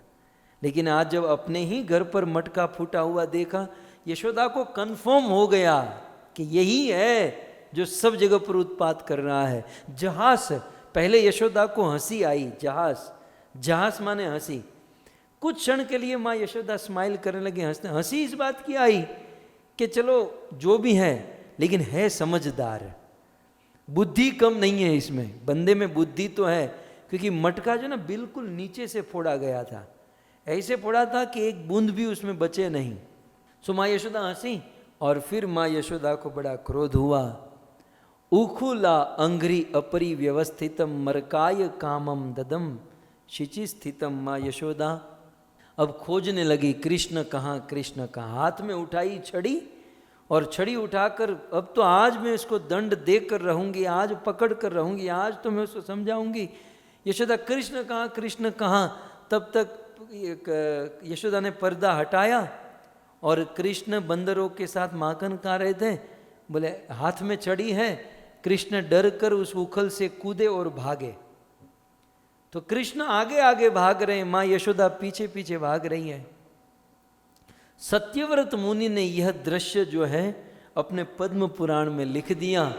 हम पूरे महीने इसे गाते रहे। नमामेश्वरम सच्चिदानंद रूपम लसत कुंडलम गोकुले ब्रजमानम यशोदाभियोलूख लाघवमानम परामृष्टमत्यं ततो धृत्य गोप्या रुदन्तमुहुर्नेत्र युग्ममृजन्तं कराम्भोजयुग्मेन सातङ्कनेत्रम् मुहुश्वासकं पात्रिरेखाककण्ठ स्थितग्रीवदामो दरं भक्तिबद्धम् इति दृक्स्वलीलाभि आनन्दकुण्डे स्वघोषं निमाजन्तम् आख्यापयन्तम् तदीयशीतागेषु भक्ते जितत्वं पुनः प्रेमतस्तं शतावृत्तिबन्धे वरं देवमोक्षं न मोक्षावधिं वा न चान्यवृणेऽहं वरेशादपि। ये वही स्थान है जहाँ कृष्ण को बांधा गया।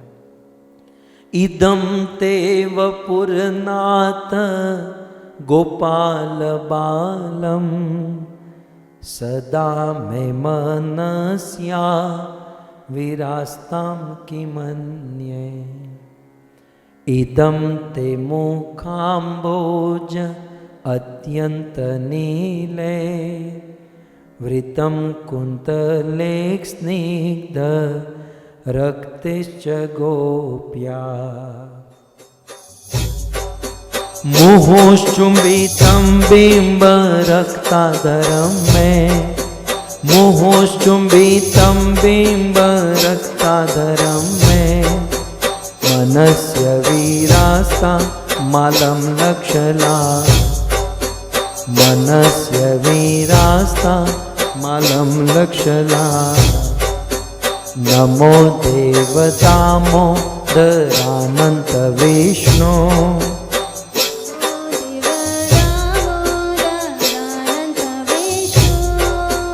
प्रसीद प्रभो दुःख जलाब्धिमग्नम्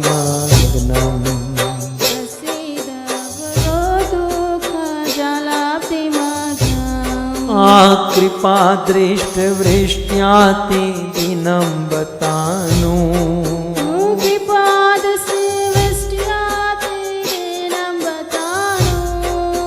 कृपा दृष्टिवृष्ट्याति दिनं बतानु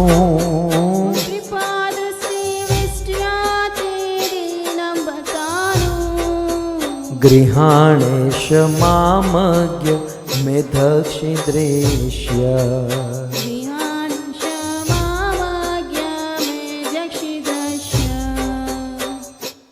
सो इस प्रकार से माँ यशोदा भगवान श्री कृष्ण के पीछे दौड़ रही है।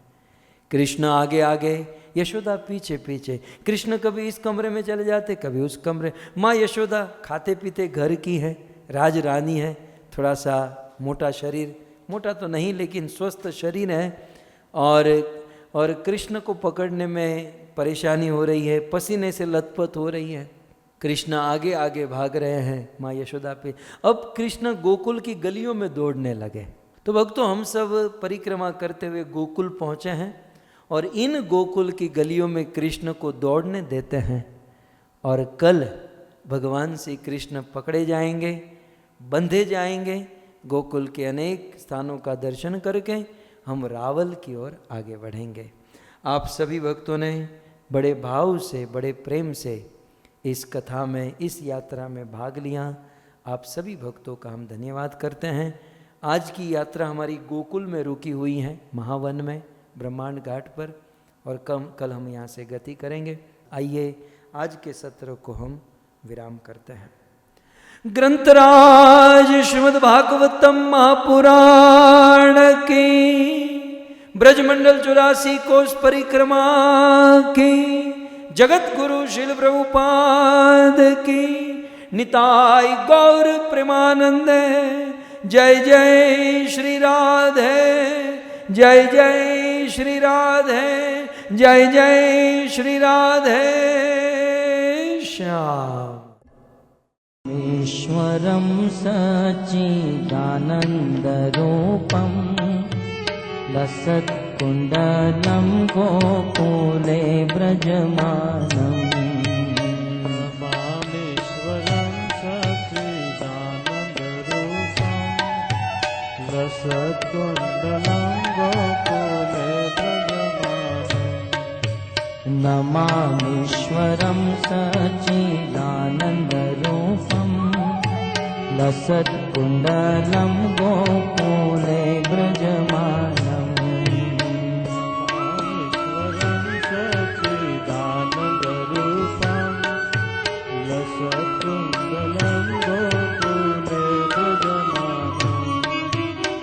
यशोदाभियो लोकलाघवमानम्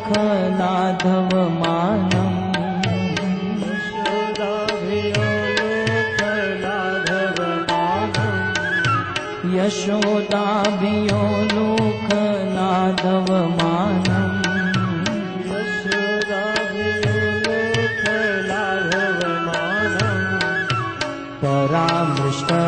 परामृष्टमत्यन्ततो धृत्यगोप्या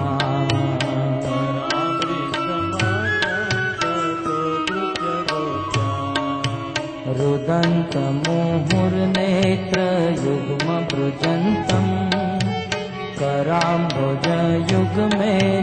सातङ्कनेत्रम्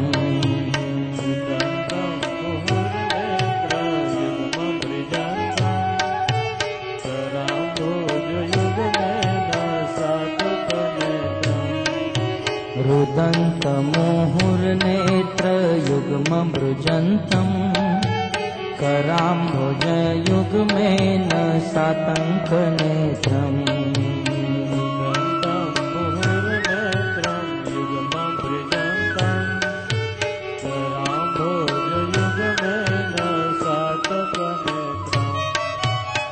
मोहश्वासकं पात्रीरेखाककण्ठ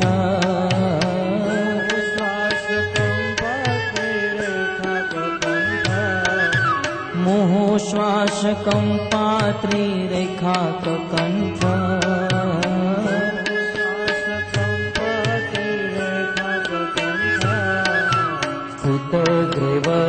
स्फुटग्रीवदामोदरं भक्तिवदम्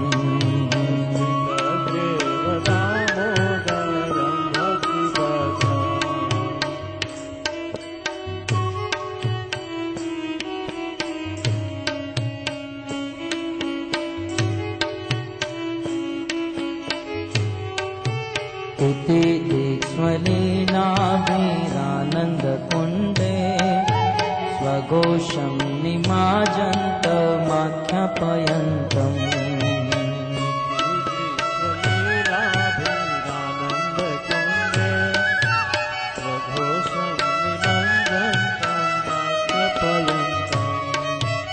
इति दीक्ष्वलीलाभिरानन्दकुण्डे स्वघोषं निमाजन्तमाख्यापयन्तम्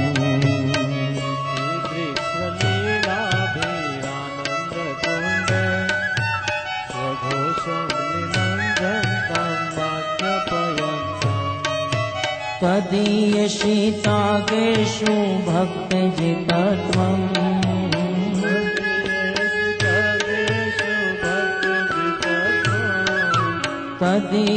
तदीयशीतागेषु भक्तजितत्वम्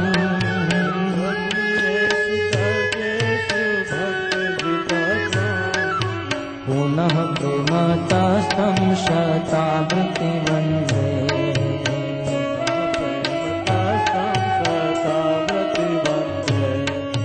वरं देवमोक्षं न मोक्षावधिं वा न चान्यमृणेऽहं वरेष्यादपीह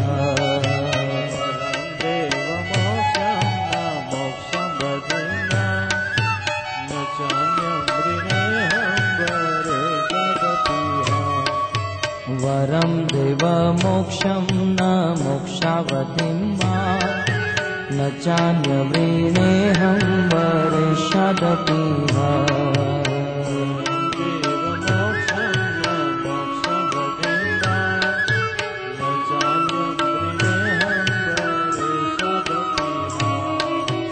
इदं तेव पूर्णार्थ गोपाल बालम्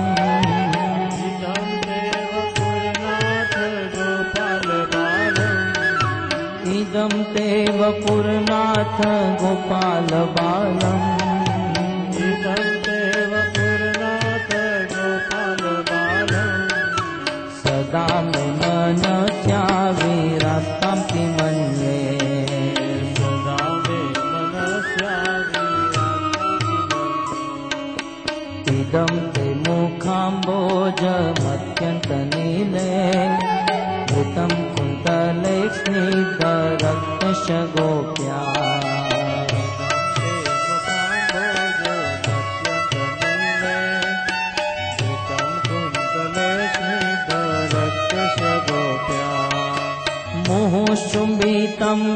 बिंब रखता धर्म में, मोह चुंबितम बिंब रखता धर्म में, मोह चुंबितम बिंब रखता धर्म में, मोह चुंबितम बिंब रखता धर्म में, मनस्य विरास्ता मालम लक्ष्य लागे,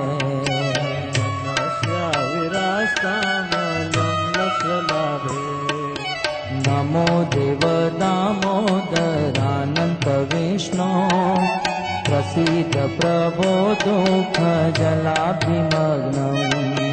नमो देव दामोदर अनंत विष्णु, प्रसीद प्रभो दुख जलाभिमग्नम्। कृपा दृष्टि वृष्ट्याति दिनं बतानु, कृपा दृष्टि वृष्ट्याति दिनं बतानु, कृपा दृष्टि वृष्ट्याति दिनं बतानु, कृपा दृष्टि वृष्ट्याति दिनं बतानु। गृहानुष मामग्र में दक्ष दृश्य,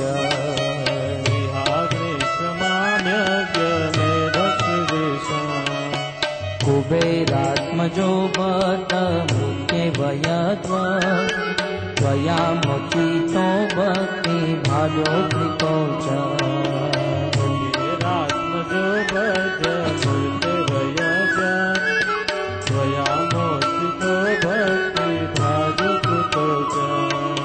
तथा प्रेम भक्ति स्वकाम्य प्रयच्छ, तथा प्रेम भक्ति स्वकाम्य प्रयच्छ, तथा प्रेम भक्ति स्वकाम्य प्रयच्छ, तथा प्रेम भक्ति स्वकाम्य प्रयच्छ। मोक्ष ग्रहो में स्त्री दामोदरे, मोक्ष ग्रहो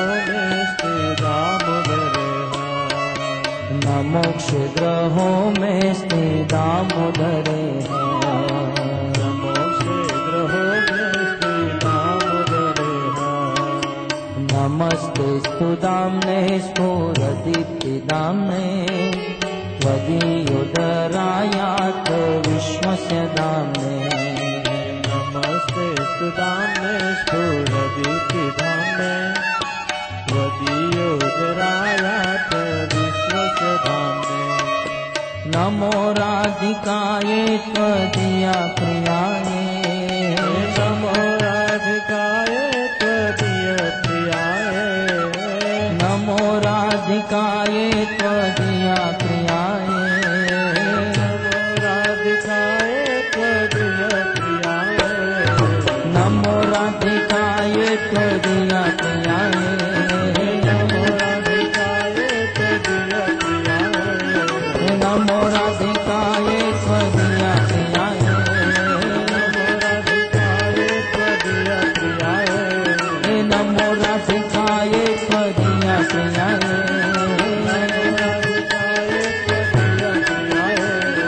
नमो राधिकाये त्वदीया प्रियाये,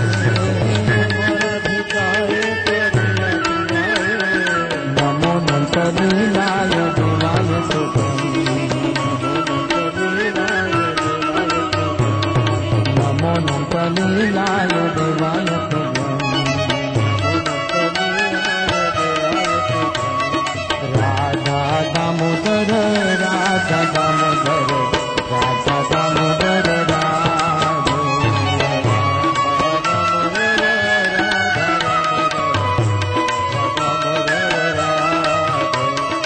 राधा दामोदर राधा दामोदर राधा दामोदर राधे, राधा दामोदर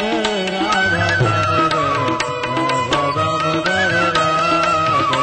जय जय प्रभुपाद प्रभुपाद प्रभुपाद प्रभुपाद,